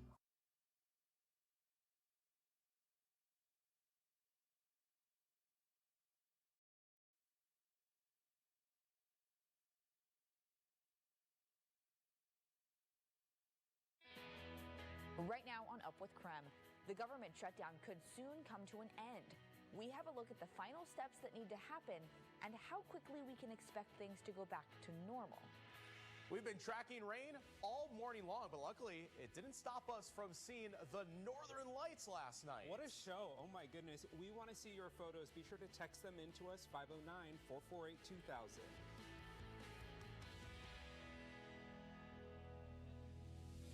Up with Krem begins now. Thomas made it. I was trying that. He get in here. Come on, get in here. Get in All right, here. well, we were talking about the Northern Lights, as you just heard, and obviously incredible display last night. How about it? Oh, look. All right, we'll get back to our Okay, so normal basically what positions. happened was Thomas forgot that he was starting here with us because we wanted to show you guys all these amazing pictures that you took of the Northern Lights. What a night. I didn't get to see it, but you guys are showing me what it looked like. We're all literally living vicariously through all of your photos because they look incredible. This was an amazing solar storm that we got. It rivaled the level that we saw back in May of 2024, which was, again, a huge deal. Huge deal. Literally, the only difference is last May, the Northern Lights were overhead, like above us. This time, we did have to still look northerly. That's okay, though. But it was incredible. I mean, the reds are just, like the sky was on fire, and then you get that classic green of the aurora to really just make for a magnificent display. Yeah, keep sending in your photos. We'd love to see them. Chance tonight as well. I would say that the Northern Lights will still be on display. It's just a matter of, can we get a few holes in the clouds? If you ask Silver Mountain right now, you're saying, hey, I see a little bit of blue sky. There's a little bit of sunshine straight away, center field here. Can we keep it that way all the way till tonight? It's kind of a big maybe, so we will continue to keep an eye on that and let you know our best chances for any Northern Lights. In the meantime, we've really been tracking more rain than not here. It rained at about 3 to 5 a.m. in Spokane and 4 to 6 in Coeur d'Alene. Most of the stuff is over our northern areas right now. We're talking almost right along that Canadian border. So from Bonners Ferry to Kettle Falls to Republic and northward, you'll still have a little bit more rain, but looks like for the most part in Spokane, we're pretty much finished for the rain today. It's just a matter if the cloud cover is going to stick around tonight. Thank you, Thomas. Taking a live look at traffic now, I-90 and Freya. You can see things definitely looking a little bit more congested now. There's more cars on the road as people are getting up and heading out the door, but nothing horrible. This is a spot where we can start to see backups extending all the way past this point westbound. We're just seeing a little bit of slowage here as you get closer to the Thor-Freya exit. Again, though, nothing much. The only other spots we're really seeing any sort of issues is Trent and Pines. There's some backups right at that intersection. And then Highway 95 out in North Idaho has some backups near all the stoplights. Well, the longest government shutdown in U.S. history could be over soon. The U.S. House is planning to vote on the bill today. The revised Senate bill funds the government through January 30th, lets people get back to work, and guarantees back pay for federal workers. It also gives year-long funding for some programs like SNAP food benefits, but it does not extend the Affordable Care Act subsidies. That issue was the main reason the Senate was in a stalemate in the first place. One representative heading back to Washington, D.C. for the vote is Eastern Washington Representative Michael Baumgardner. We spoke with him to get his perspective on the shutdown. There's a number of things we need to do in healthcare, but the answer isn't just to prop up the broken healthcare system. So we'll see what happens with that vote. I'm certainly willing to have those discussions. You know, I realize that there are, there are certain challenges to the system. Meantime, Washington Senator Maria Cantwell posted on social media. She said, quote, "This bill does not address the core issue that millions of Americans will no longer be able to afford ACA insurance coverage next year." Recently, Cantwell shared a breakdown of how healthcare costs could change in each county. The calculations are based on a married couple with a household income of $120,000 per year.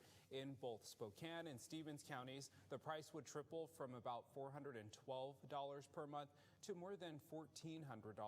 That's almost $12,000 more per year. In Whitman County, it could cost more than $10,000 more per year, and Grant County could see some of the biggest increases in the state. Cantwell says prices could jump from about $262 per month to more than $1,400. Now, if the House passes the Senate's stopgap funding bill and the president signs it, it means the government would reopen. But it still could take time for things to go completely back to normal. SNAP benefits could start pretty much right away. That's huge for the more than 40 million Americans who rely on SNAP for food. When it comes to air travel, though, that timeline is still up in the air. The FAA is still forcing flight cancellations because of air traffic controller shortages. I'm concerned that we're not going to have on day one controllers come back into the towers right away. Transportation Secretary Sean Duffy says air traffic controllers would get 70% of their back pay within 48 hours of the government reopening. When it comes to lifting all those flight restrictions, they say they'll look at data to decide. We don't need to take votes on if we should donate food. We can just go do it. So we decided, hey, let's do it. One Spokane business is helping by donating some of their profits to our local food banks. Galaxy Paint Solutions says they've noticed people in our community are hungry. The owner of the business has been there and wanted to help. The business says for the month of November, they'll donate $100 of food to local food banks for every $1,000 they make on the job. We love our community. We grew up here. We're just trying to make sure where the need is being met as best we can. We can only do so much. They hope this brings some security to people who rely on food banks, and they hope others will also step up to help. New from the Capitol this afternoon, the congressional petition to release the Jeffrey Epstein files will now have enough signatures to force a vote on the issue. Incoming Democratic Congresswoman Adelita Grijalva will be that 218th signature.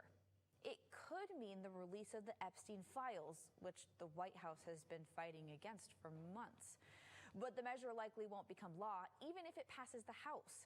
It would have to pass the Republican-led Senate and be signed by President Trump, who has discouraged this. The Spokane County Assessor's Office is giving a warning this morning. They say they have received reports of a person calling people claiming they are the assessor's office. The assessors say if you get one of these calls, be skeptical, even if the caller ID says Spokane County. One sign this call is a scam is if you get it right after business hours. Remember, never share your personal information over the phone. If you get a suspicious call, make sure to call Crime Check and report it. At 8:07, here's a look at our morning weather, where our current temperatures have been hovering at about 40 degrees all morning long, which of course is more than warm enough to keep everything as rain and not snow. But that rain has continued to drift a bit more northward through the course of this morning. So I don't think we're going to see all that much more rainfall in Spokane for today. Instead, the cloud cover does persist all day long, either overcast or mostly cloudy. At least, though, temperatures are pretty mild for the season. We'll see a high of 53 degrees today and even a pinch warmer tomorrow. Last night, I got to do something really special. I helped MC the annual Heroes Awards Night by Heroes Homestead at the Spokane Club, and it was amazing. It was so great to see so many local veterans getting recognized and also sharing some of their stories. We also got to give out some very special awards to a veteran that finally got to receive the recognition he's waited decades for. As a part of the award ceremony, Army veteran John Gilman was presented with the Silver Star Medal, the nation's third highest honor for valor in combat. Gilman earned it for his heroic actions during the Vietnam War, where he saved lives under fire. If you want to support Tom's Turkey Drive and get yourself a little treat, this Friday is definitely your day. So this Friday, November 14th, is Tom's Turkey Drive Starbucks Day. If you go to a local Starbucks between 3 and 5 p.m., all proceeds from drink sales will go to Tom's Turkey Drive. It's a perfect way to help fight hunger in our community and get a Friday afternoon pick-me-up. and getting food on the table every day can be difficult.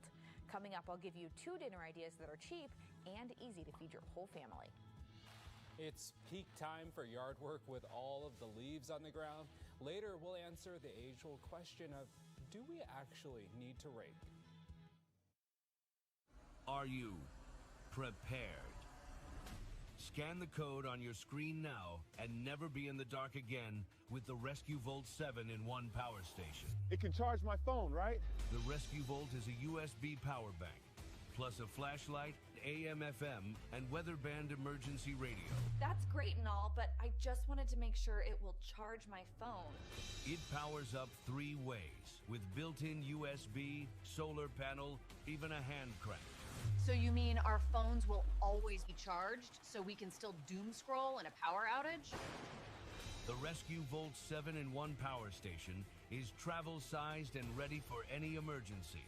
And yes, it charges your phone too. Okay, great, because I got to post to my socials. This is a limited time TV offer and makes a great gift. Scan the code on your screen and get your Rescue Volt 7-in-1 power station today.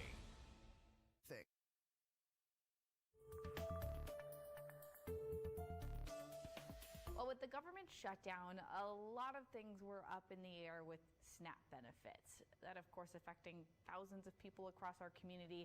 So I figured that I would go over a couple of different meals that you can make for super cheap if you're just trying to feed your family. I basically said I have a $25 budget, and with that $25 budget, I'm going to get 2 meals out of it. It was a little tough. I had to go through the grocery store app and see what was on sale and what I could find, but I ended up coming out with 2 different meals. One was shredded chicken tacos, and then the other was chicken noodle soup. So basically, I just have a couple of really easy staples from our pantry. Hopefully you have these at home. If you don't, hopefully you do have the means to grab some, maybe try a food pantry for them. Salt, pepper, if you have any sort of oil or butter as well. Pretty basic, pretty simple. Now we just have to go to the grocery store and get the rest.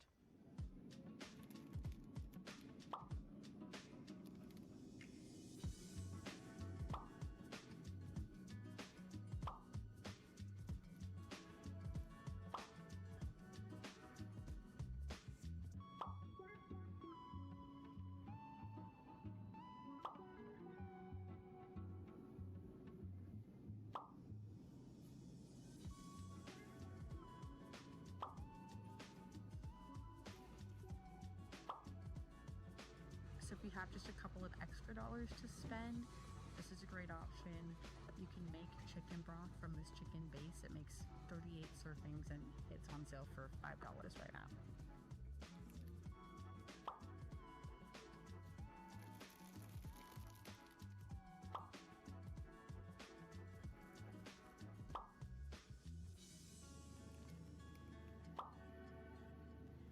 All right, so we've got our groceries.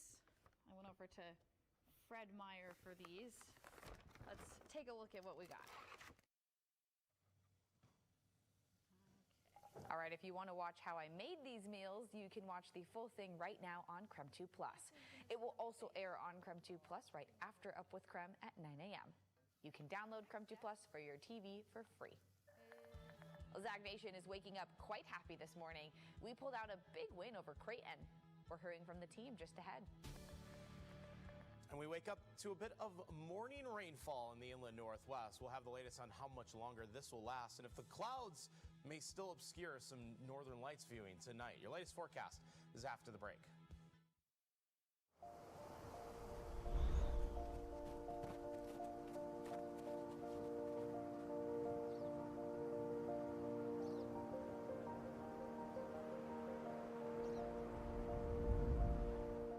Where is the TV remote? How many times have you heard that? Well, scan the code on your screen now, because the searching is over. The Remote Tote is a multi-pocket armrest organizer. It can hold all your remotes, snacks, phones, glasses, books, whatever you want.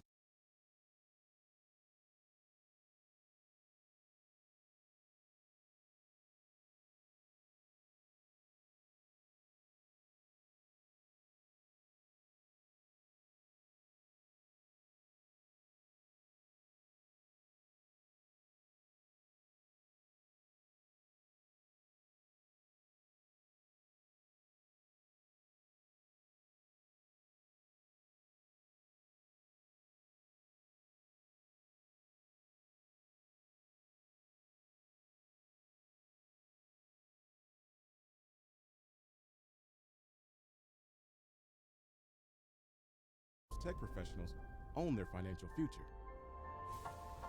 You're building a career based on solving complex problems, but things like equity compensation, options, or even choosing the right savings plan can still leave you guessing. 56, we're checking weather and traffic every 10 minutes for you. KIRO 7 pinpoint meteorologist Nick Allard has some sprinkles on the forecast and then some rain later. Yeah, pockets of rain this morning, and we'll see that taper a little bit by, say, late morning. And then you have a nice window with some drier weather. However, we are going to see some rain increasing again after about 4 or 5 o'clock. So you are going to just count on seeing some showers when you head out. And then we'll see some increasing areas of rain late today, keeping it probably around Bellingham until tonight. Tomorrow is just rainy and blustery in the 50s, and then we keep those showers going, Robert, into the weekend. Yeah, and this just popped up on I-5 southbound. There's an accident that just popped up at exit 142. That's going to cause even more delays. 5 northbound is delayed. Now southbound will probably get that way, too. All right, well, thank you for watching KIRO 7 News in the morning. Our next update is at 7:26. CBS Mornings is next. We'll see you for KIRO 7 News at noon.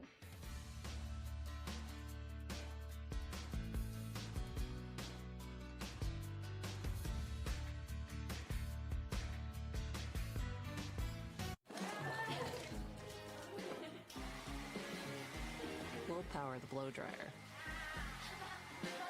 so you can make Fido fabulous. Woodland Park Zoo's Wild Lanterns, presented by Western Washington Toyota dealers, returns this holiday season with all new stunning lantern landscapes and displays. Experience the beauty and magic of the season at Seattle's most unique and dazzling holiday event, now through January 18th. Proceeds benefit Woodland Park Zoo's exemplary animal care, along with more than 25 conservation programs. Illuminate your holidays. Tickets on sale now at zoo.org/wildlanterns. This time of year, it's all or nothing, and Toyota has all you need to pull you through the rain, snow, and mud that's headed our way. Like the best-selling RAV4, now with 3.99 APR financing, or lease a new 25 RAV4 for $289 a month. Toyota, let's go places. Exhaustipated. When you're tired of your backed-up gut and you need fast relief. New MiraFast works naturally with your body in as little as 30 minutes. New MiraFast acts faster, works gently. MiraJoy, the overwhelming relief after Miralax helps you go. Miralax works naturally with the water in your body. Miralax, free your gut to free your mood. For more fiber per serving than any other gummy, try Mira Fiber. Titanium, stronger than steel, lighter than aluminum, trusted in aerospace, and now redefining the way we prepare food at home. Resists. KIRO 7 News. And all I seen is him come back down and her come straight into me. A mother powerless to protect her child from a suspected drunk driver. And she wasn't the only victim. She's walking us through the chaotic crash. If you're a Seattle voter and you have any concerns about the signature you put on your ballot before putting in a drop box, you may want to check online because those ballots with signatures that are challenged could decide the mayoral election. Could your Thanksgiving travel run into problems at the airport? The end of the government shutdown might be in sight, but travel experts have a warning for you. Welcome to KIRO 7 News in the morning. It is 6 a.m. I'm Dee Dee Sun. I'm Lindsay Sheldon. We're checking weather and traffic for you every 10 minutes. KIRO 7's Robert Van Winkle taking a look at the roads. 5 north coming out of Federal Way around Des Moines is starting to slow down a little bit. I've got an updated map to show you. All right, well, KIRO 7 pinpoint meteorologist Nick Allard taking a look at the showers that could maybe sprinkle down on Yeah, that's the thing. They're pretty light, but they're there, and they are enough where you'll need your windshield wipers at times, but they're going to be pretty darn spotty to start the day. I actually think they'll increase a little more later today, and even for a few spots be more consistent during the afternoon. But if you look at your pinpoint storm tracker, you can see it's really light in Olympia, Tacoma, and I will zoom in on these coming up in a bit here. I just wanted to highlight for you that we're looking at very, very light showers. Enough that when you hit the bus stop, or if you send the kids to the bus stop in Olympia, or say like in Puyallup, Auburn, wherever, you're going to have at least some raindrops. But lunchtime, a lot of you are going to be dry, maybe just closer to the Canadian border, still some pockets of rain. And then by the tail end of the evening commute, I do think we have some showers moving back through. So yes, we're talking timing, but I also want to go over how much rain and what the wind will do with all these weather systems coming through. But at 6:01, let's get back to Robert now. And yeah, you can see that I-5 drive is increasing. Coming up, we got 70-minute commute now from Tacoma all the way up to Seattle. This is on 5 North now, 70-minute drive. 405 northbound, Renton to Bellevue at 23 minutes, not doing too much here. Increasing a little bit on 167. We're just shy of an hour commute now from Puyallup all the way up to Renton. And northbound traffic, Seattle-Bellevue over the lake is looking pretty good.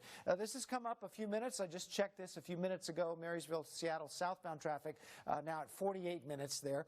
Edmonds down to Seattle at 27 minutes, 42 minutes Everett Bellevue. So again, the big map shows you that we don't have any major accidents to track, but here's that slowdown I just mentioned. Federal Way up toward the north, you can see 5 slowing down to less than 40 miles per hour in some places. Same in 167, going under 40 miles per hour in many places there. Thanks, Robert. The tight race for Seattle's mayor is still undecided this morning. It could come down to ballots with signature problems. 1,346 votes is the difference between Katie Wilson, now in the lead, and incumbent Bruce Harrell. KIRO 7's Runji Sinha's live in Seattle at a ballot box. And Runji, workers are contacting those people, but you can check your ballot too. Yes, you can go online and check whether your ballot was accepted. Now, I obviously signed my ballot, put it in a box like this, but I also went online this morning, entered my name, some info, and saw that my signature was accepted.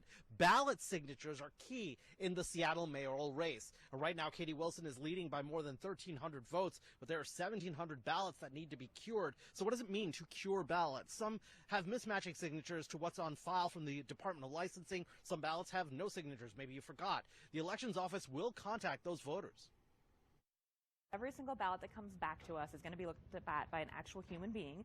They're looking at the signature on the back of the envelope and comparing it to what we have on file as part of that voter's registration record. Now, with such a thin margin of votes, we are near the recount threshold. Here are the requirements for one. A hand recount needs to be within 150 votes and less than a 0.25% margin. A machine recount is 2,000 votes and less than 0.5%. Now, a candidate can also pay for an electronic recount after the election is certified. And we should note, King County hasn't had an election result overturned due to a recount in 25 recorded years. We're live in Seattle. Runji Sinha, KIRO 7 News. Thank you, Runji. And tonight in King County, there is a special meeting on flock cameras in Redmond. The controversial technology is meant to keep communities safe, but the city's not using it right now. KIRO 7's Brooke Griffin is live in Redmond, and Brooke, cities are worried about privacy and who's using this data. Yeah, these little cameras are already spread across the city. You can see them here at this intersection that I'm at now. It's the little black one right up there on that pole. But community members here are concerned just how much data those cameras are actually storing. They tell us that they don't want it to be misused. The Redmond flock cameras were installed across the city back in June. City leaders tell us the cameras are meant to help solve crimes and even find missing people. Now that program is temporarily shut down as City Council determines if there are privacy concerns within their systems. Redmond officials emphasize this pause is not tied to any misconduct inside their department or systems, but to ease community anxiety around this tech. Police Chief Darrell Lowe told council members that Immigration and Customs Enforcement did not access Redmond's system on the day agents detained several people in the city, saying, quote, absolutely not. None of our data has been received by any outside entity. Now, that meeting is at City Hall. It's tonight at 6:30. It is a special meeting. Now, if they do not come to a vote after that discussion tonight, they can't make a decision on what to do with these cameras, then they have one more shot at it next Wednesday in another special meeting. That's where they can discuss and then put that to a vote if needed past tonight. Live in Redmond, Brooke Griffin, KIRO 7 News. Thanks so much, Brooke. Time is 6:05. A Tacoma mother says she is lucky to be alive after a suspected drunk driver slammed into her car with her toddler inside. This is the scene from Monday afternoon's crash on South 96th Street. Pierce County deputies say the driver of this teal car here with a lot of damage, believed to be drunk, first hit a bicyclist who flew through their windshield. That cyclist suffered serious injuries. Investigators say the driver then swerved into oncoming traffic, slamming into a black Jeep with a 2-year-old in the back seat. Asia Latin told us there was no time to react. My son has like 3 or 4 scrapes and bruises. I'm more sore than anything. My back and my neck hurt really bad. And my car's pretty much totaled, so that's how that went. Investigators say the bicyclist hit first is now fighting for their life. Deputies arrested a 39-year-old driver on investigation of vehicular assault and DUI. 6:06, a live look at Washington, D.C. as we're getting close to the government reopening.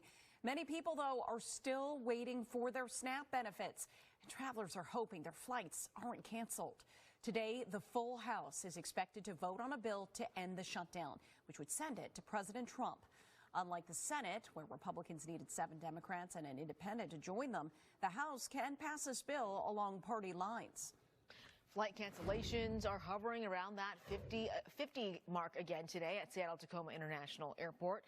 Flight cuts are staying at 6% right now. They are scheduled, though, to go up to 8% tomorrow.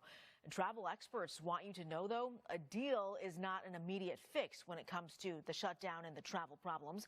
Analysts say the last month and a half of trouble will impact your Thanksgiving travel.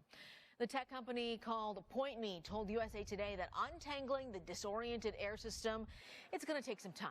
The longer the FAA is under this reduced flight plan, the longer it's going to take to fix it. For example, they say that when there is a weather system shutdown that takes down a major hub, it takes anywhere between 48 to 72 hours to get things back on track. And that's just for one hub, for a few hundred flights over a few hours. Now, look at the situation that we're in right now. We're talking about tens of thousands of flights impacted, over a dozen airports, planes, pilots are all out of position right now. Traffic controller schedules are all over the place and will take time to revert back. Exactly how long that'll take, those analysts couldn't say, but a lot of travelers are already thinking about this. Aviation analytic company called Cirium put out these numbers. Holiday travel bookings were up 2.2% through October compared to last year.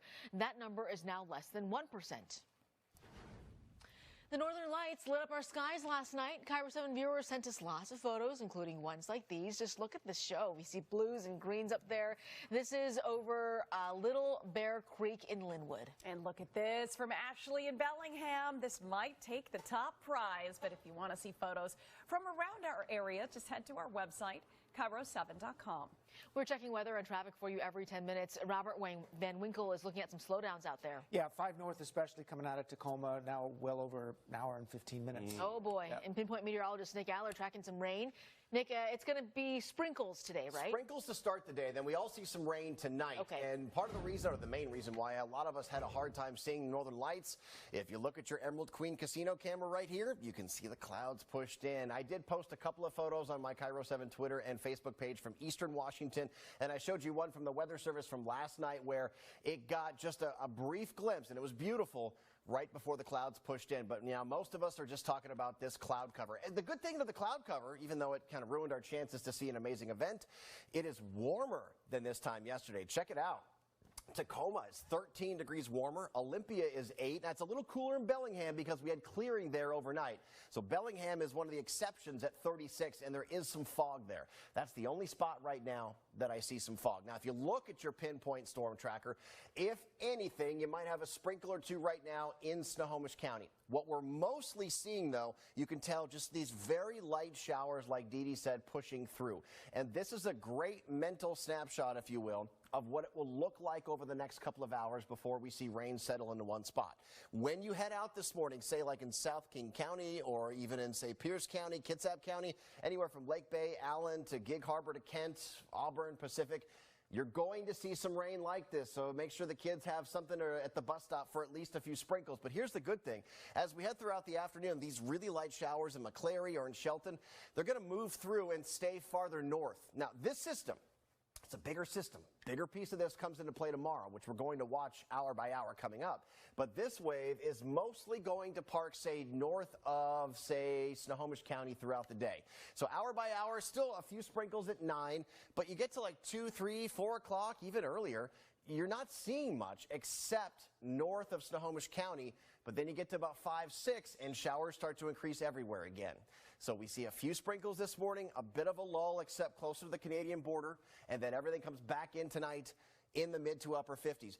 The rain we have today, though, I will give you some context so you can see it hour by hour. It's not going to be that heavy, but it sure is going to be more active tomorrow. I will get you ready for that rain, wind, everything coming up. Make sure you get that KIRO 7 weather app so you can keep track of all of it right on your phone. All right, 6:11, Robert is here, and I sure hope the rain doesn't slow things down this morning. So far, the slowdowns seem to be pretty typical for the areas that normally see them. Right now, this is 167 northbound traffic near 376th Street. You can see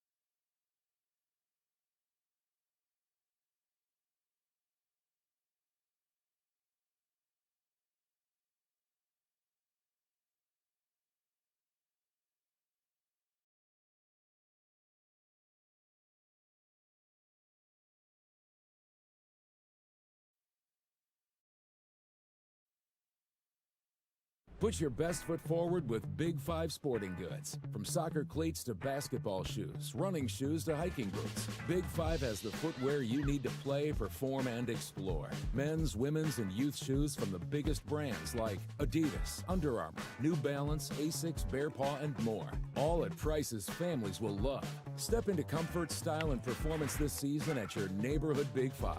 Big brands, big savings, Big 5. Shop in store or online today.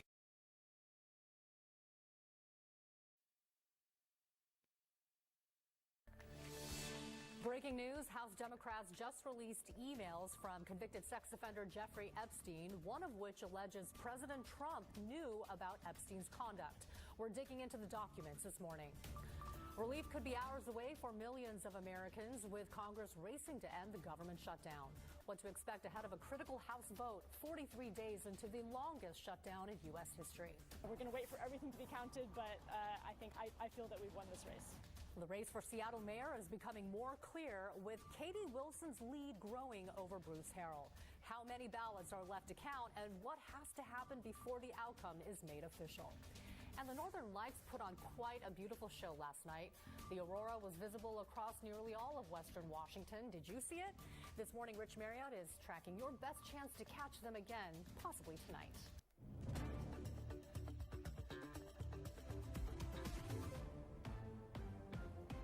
Good Wednesday morning to you. It is 8:01, and yeah, what a beautiful show last night. I missed it, though. I missed it. Yeah. I didn't even realize we it all happened did. until I got here this morning. We're enjoying the photos that you all have been sending us. It was just stunning.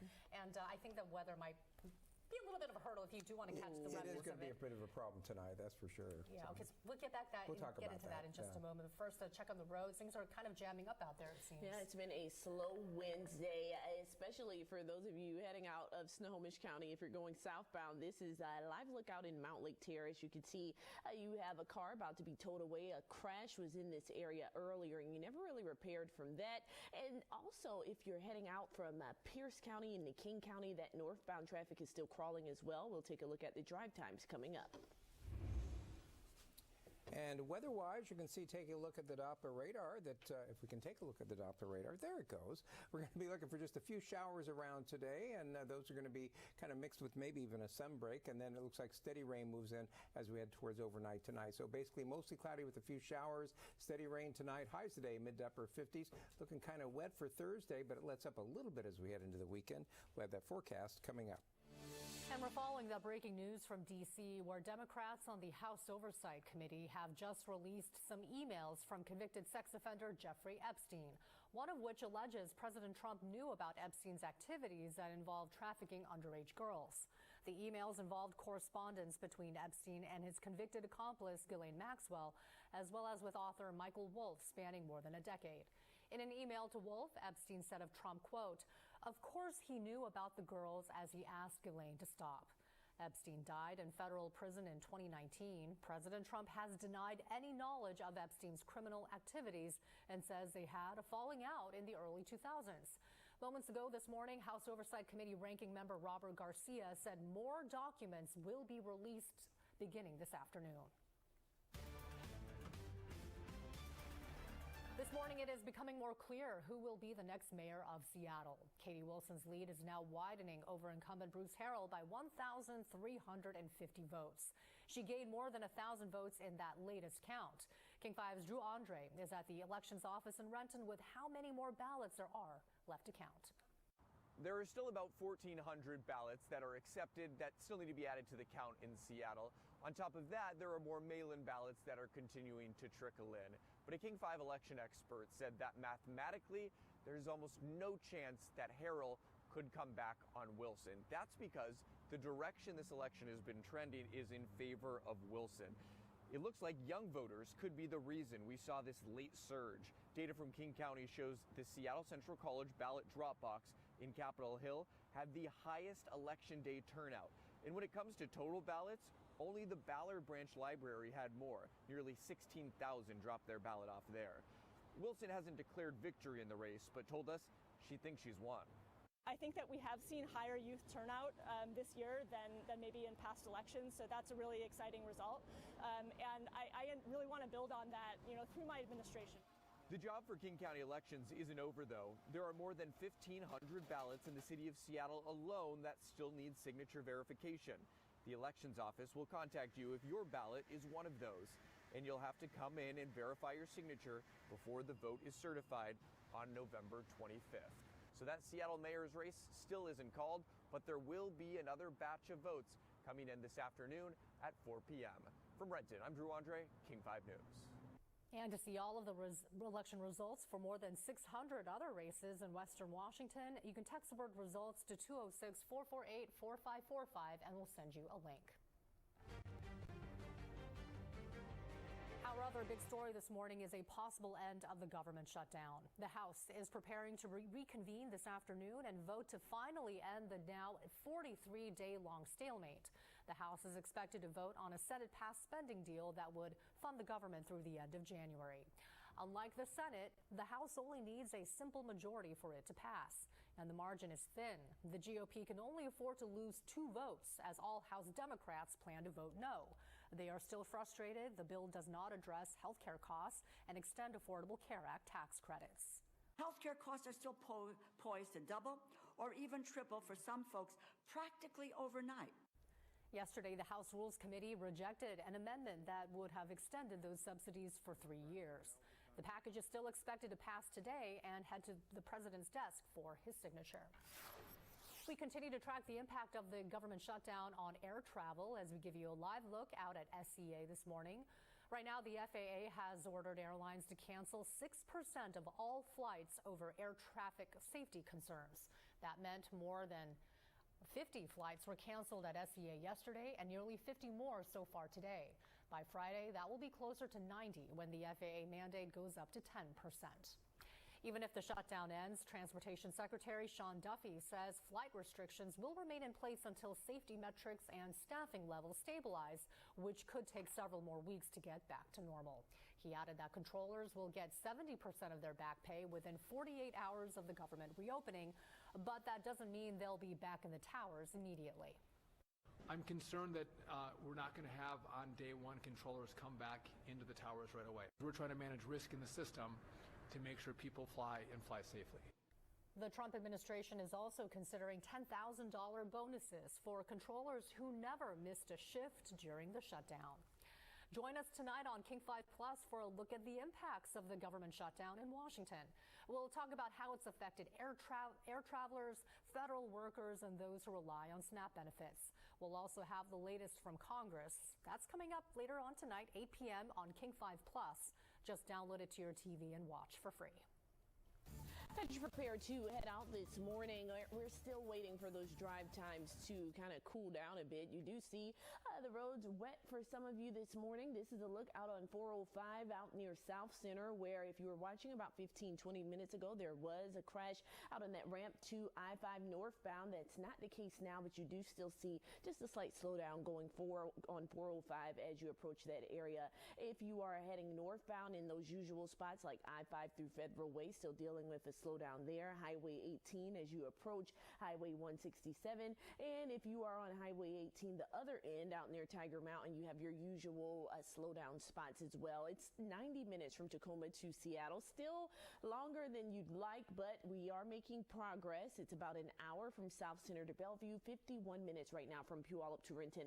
Out of Snohomish County, if you are traveling out on I-5, I showed you a few moments ago that crawling southbound traffic into the Mount Lake Terrace area, and you have a similar scene out of Marysville as you work your way into Everett. It is 70 minutes still from Everett to Seattle, 63 minutes right now from Linwood to Bellevue, about 35 minutes from Arlington to Everett. If you are heading out on a ferry, check your ferry alerts for that San Juan Islands route. You are down a boat right now because of some issues. And we do have mostly cloudy skies out there, just a few showers around the Sound. Those will be picking up a little bit. We do have a weak front that's down here around the South Sound, southeast of I-5, and that's going to gradually lift up through the area, it looks like, as we head through the morning and afternoon before the main band out there starts to push eastward and swings in overnight tonight for some steady rain. So overall, though, we're looking at a lot of clouds out there, so if you're hoping to do any aurora watching, probably not going to be a good evening for that. Looking at the Granite Falls High high school camera, you see basically just cloudy skies going on there. And looking about the same there at the airport, though it looks like they've had a shower through there. The roadway looking a little on the damp side right now. Overall, you can see up in the northern counties, we're going to be looking for the chance of a few showers. Might be a sunbreak wedged in there, and temperatures mostly in the mid-50s. Dropping southwards, you can see through the sound about the same. Chance of some showers and maybe a sunbreak, mid-50s for the highs. If you're headed out towards the coast today, we're going to be looking for about the same showers and a few sunbreaks out there, and temperatures in the mid-50s. And if you're headed across the passes, basically bare pavement with just some rain coming down overall. And we're going to take a look at that 7-day forecast coming up in just a few minutes. And still ahead, a thief spent 10 hours trying to get inside a Seattle tattoo shop. They didn't get in, but not without leaving behind some damage. And now the owners are left questioning why them. We have to close for a couple of days, and our staff don't make money. We have to clean up. It's just horrible. Someone set a fire inside a local Thai restaurant, the hunt for the arsonist, and the owner's plea for help. Plus, an ICE arrest in Olympia caught on camera. Now questions are growing about how federal agents tracked the driver and whether local police data was used to do it. King 5's Precious Metals Update is sponsored by Bellevue Rare Coins. And taking a look at some stocks right now, the Dow Jones Industrial Average doing quite well, up about 300 points trading out this hour. NASDAQ, S&P 500 are down in the red right now. And here is your Precious Metals report. We'll be right back.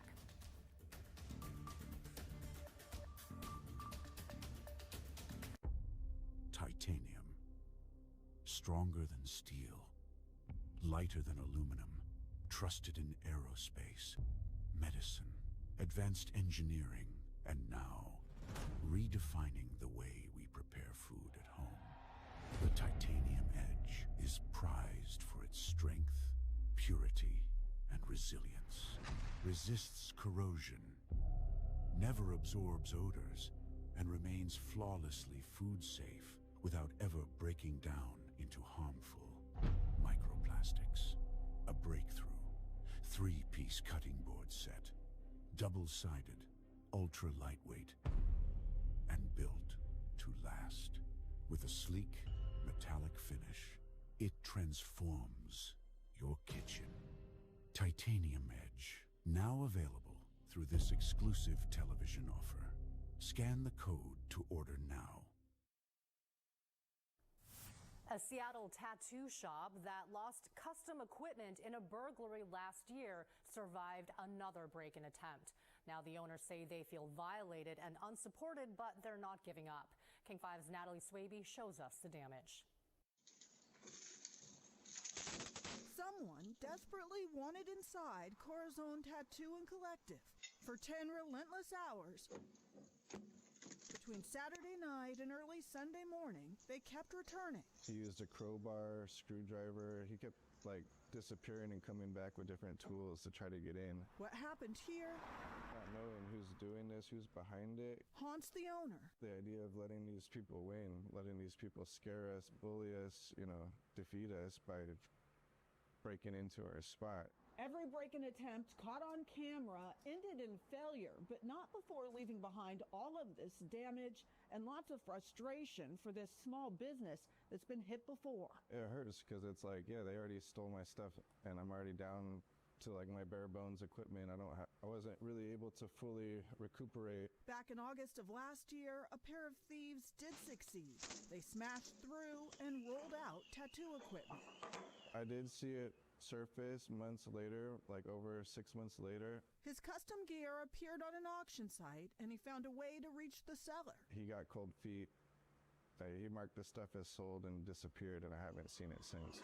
The insurance said it was the landlord's responsibility. The landlord said it was our insurance's responsibility, and ultimately it fell on us to replace all the damages. The community stepped up with donations. That was huge. Without that, I don't know. That if we would have been able to make it through that first incident. But a second attack cuts deeper. The hardest part is just seeing the effect it's having on my wife and her concerns for our safety, for our family, for our kids. Now he's left asking the painful question. Why us again? And wondering how much more he can take. It's pretty disheartening and pretty discouraging as a small business owner. In Seattle. This is twice now And a third time, I don't know if we can handle that. Natalie Swaby, King 5 News. Seattle police are looking for the person who broke in and set fire to a Thai restaurant in Belltown earlier this month. Surveillance video from November 2nd shows firefighters knocking down the flames in the entryway and part of the dining area at Bangrock Market. Seattle Fire now confirms it was arson. The owner is now turning to social media for help finding who did it. If you see something, say something, something might happen. You might, somebody might come across it and know who did it. That's what's my hope. The restaurant is still open. Its owner is asking customers to continue supporting them as he makes repairs. All right, we'll take a look at these amazing photos. The Northern Lights came out last night as a geomagnetic storm hit our region, and the results, as you can see, were just absolutely stunning. Here are some of our favorite photos that we saw from Cosmopolis, East Bremerton, and Ellensburg.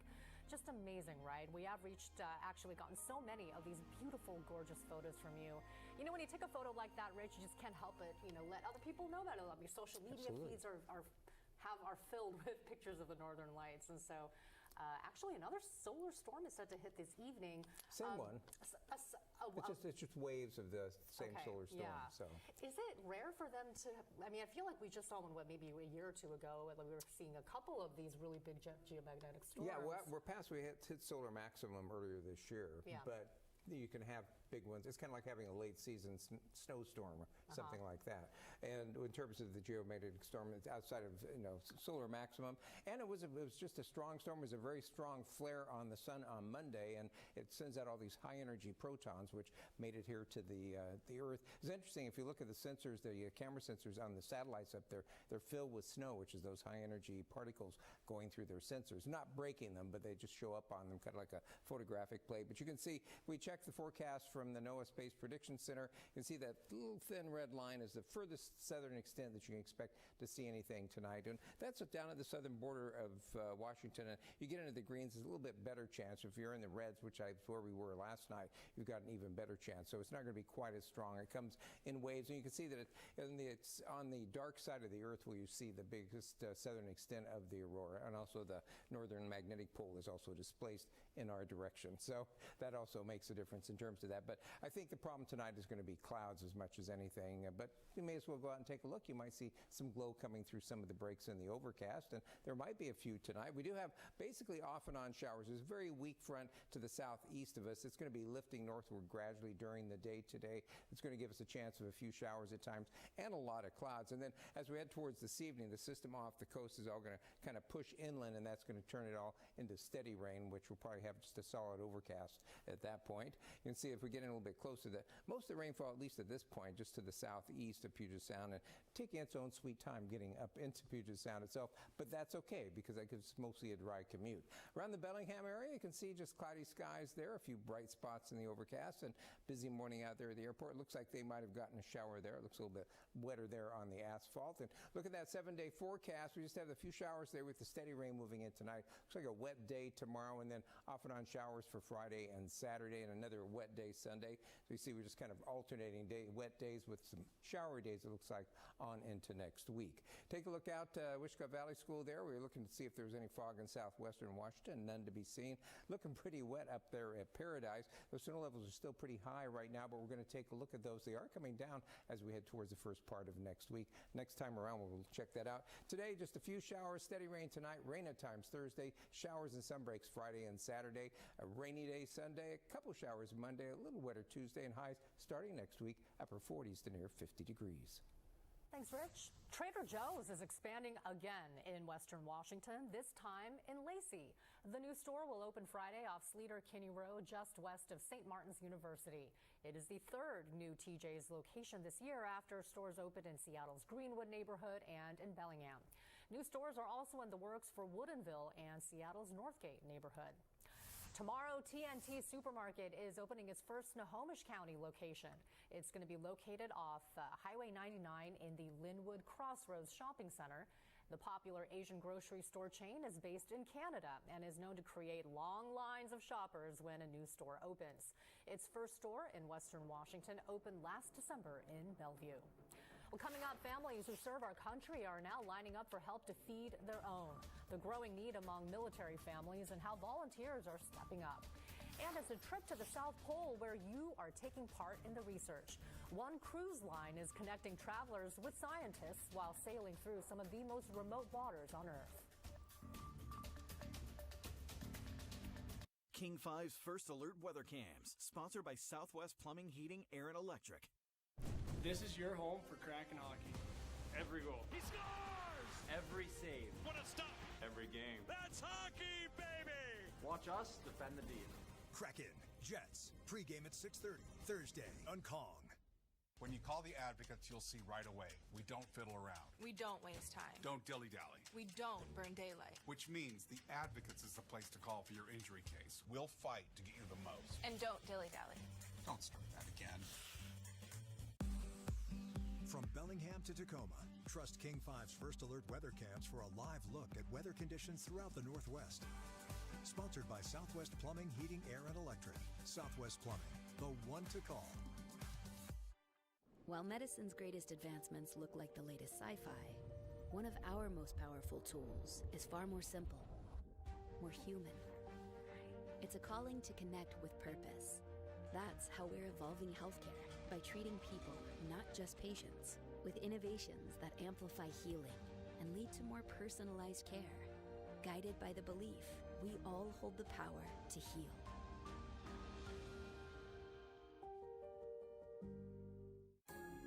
With irresistibly smooth melting chocolate in every Lindor, you can melt into every holiday moment.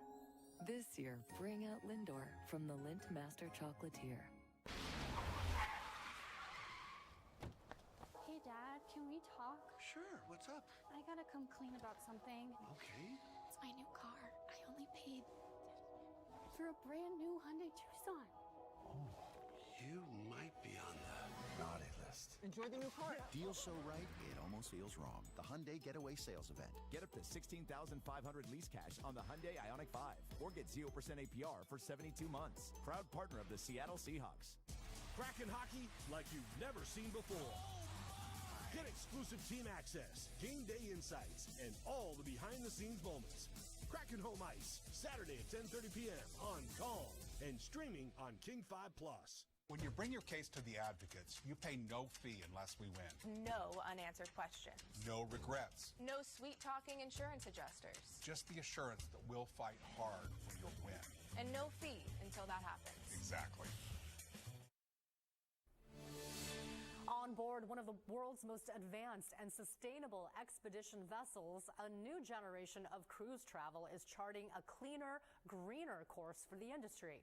King 5's Savannah Welch shows us how the new ship is helping shape the future of expedition travel. I'm at Pier 66 in downtown Seattle, where the MS Nansen, one of the world's most advanced expedition ships, made a one-day stop. It's part of a new wave of cruising that's putting science and sustainability front and center. It may look like any other luxury cruise, but the MS Fridtjof Nansen is built from the ground up for science and sustainability. The hybrid-powered ship docks in Seattle before heading to some of the planet's most remote environments, from Greenland to Antarctica. This ship really is kind of the next generation of expedition cruising. Managing Director Steve Smotree says the ship is equipped with the largest science center at sea, where researchers and guests work side by side. We even donate about 2,000 nights a year to scientists who are doing active research on board. And we really love that because they then interact with our guests. They get to really see the science and the research in action. Those scientists include Mario Reichenbach, who leads citizen science projects on board. So citizen science means that everybody can participate in research projects, collecting data about different topics, about whales, environmental stuff like cloud observations, for example. The company says it's leading the charge toward a more sustainable future for cruising. We're able to have a combination of using more conventional fuel and then obviously the hybrid system as well, which has another advantage for passengers, which is that we can sail completely silently at times, which is an amazing experience if you're in Antarctica. HX says it's already cut its carbon emissions by 25% and reduced food waste by half.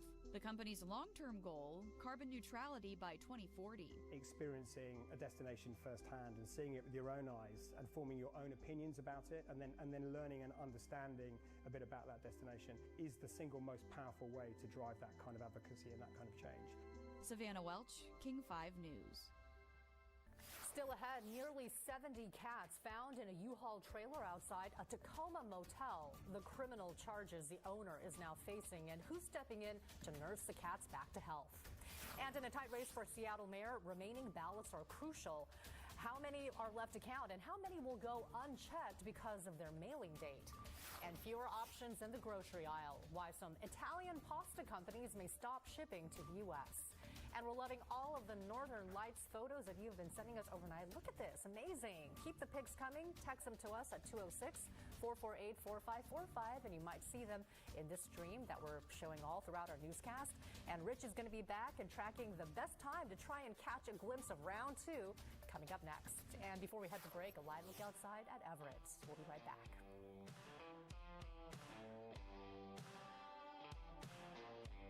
The King 5 Plus TV app, streaming 24/7. Local news from the team you trust on your time. Track how the weather will impact your day. Breaking news, live from the scene. All the local news you need. King 5 Plus. Download on your TV and watch for free. Watch the 700 Club every weekday. We bring you compelling interviews with the information you need for better health, stronger finances, and a more abundant life. Every day you'll hear inspiring stories from right here at home and across the globe. We cover the issues that matter most to you and your family for thoughtful analysis and insight into the news of the day from a biblical perspective.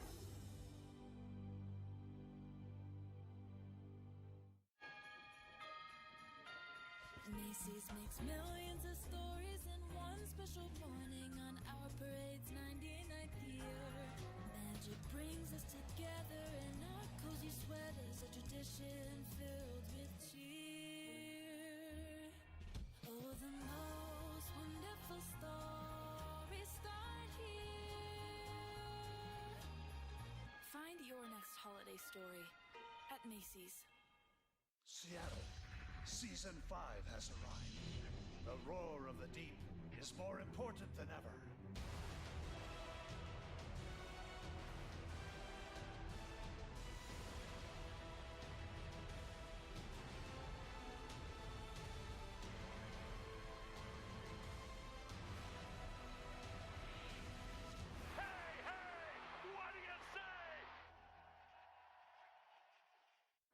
Ghirardelli caramel and chocolate, they're great on their own, but together, it's like the Watson to your Sherlock, the SpongeBob to your Patrick, the bestie to your spa day, the apprentice to your sensei, the partner to your picnic, the hero to your sidekick, the caramel to your chocolate, the chocolate to your caramel.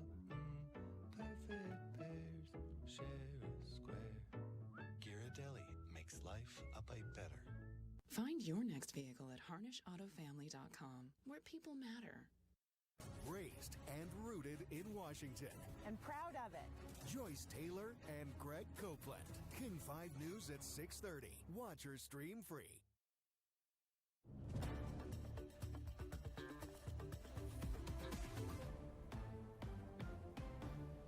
Good morning. It is 8:30 on your Wednesday. We're in the middle of the week already, and last night a lot of people saw those northern lights. They were absolutely gorgeous. We'll get a check to see if we could possibly catch some more later on this Fingers evening. crossed. Get your phones out. Pictures we never know. are beautiful, yeah. Pictures are beautiful. I know. I Gotta hope you got the memories. Yes, we love that you've been sending so many of them to us. We will talk about more later on in a newscast. For now, let's get a check on the traffic with Shantae. How are things looking on this Wednesday? We're starting to see things calm down after a very slow start to the morning, but dealing with one incident here on I-90. For those of you going westbound, this is near West Mercer Way. You can see a little bit of stop and go traffic as you head out and continue out in that area. And then if you usually use the University Bridge, delays in North Seattle because you have a lane blocked both ways. So that's also causing some issues. We'll talk about drive times more in just a few moments. And we have some showers making their way into Puget Sound from, well, kind of the south-southeast. There's a little weak front kind of to the south of us. It's lifting northward right now, and that's going to give us the showers and a lot of clouds today. And that system off the coast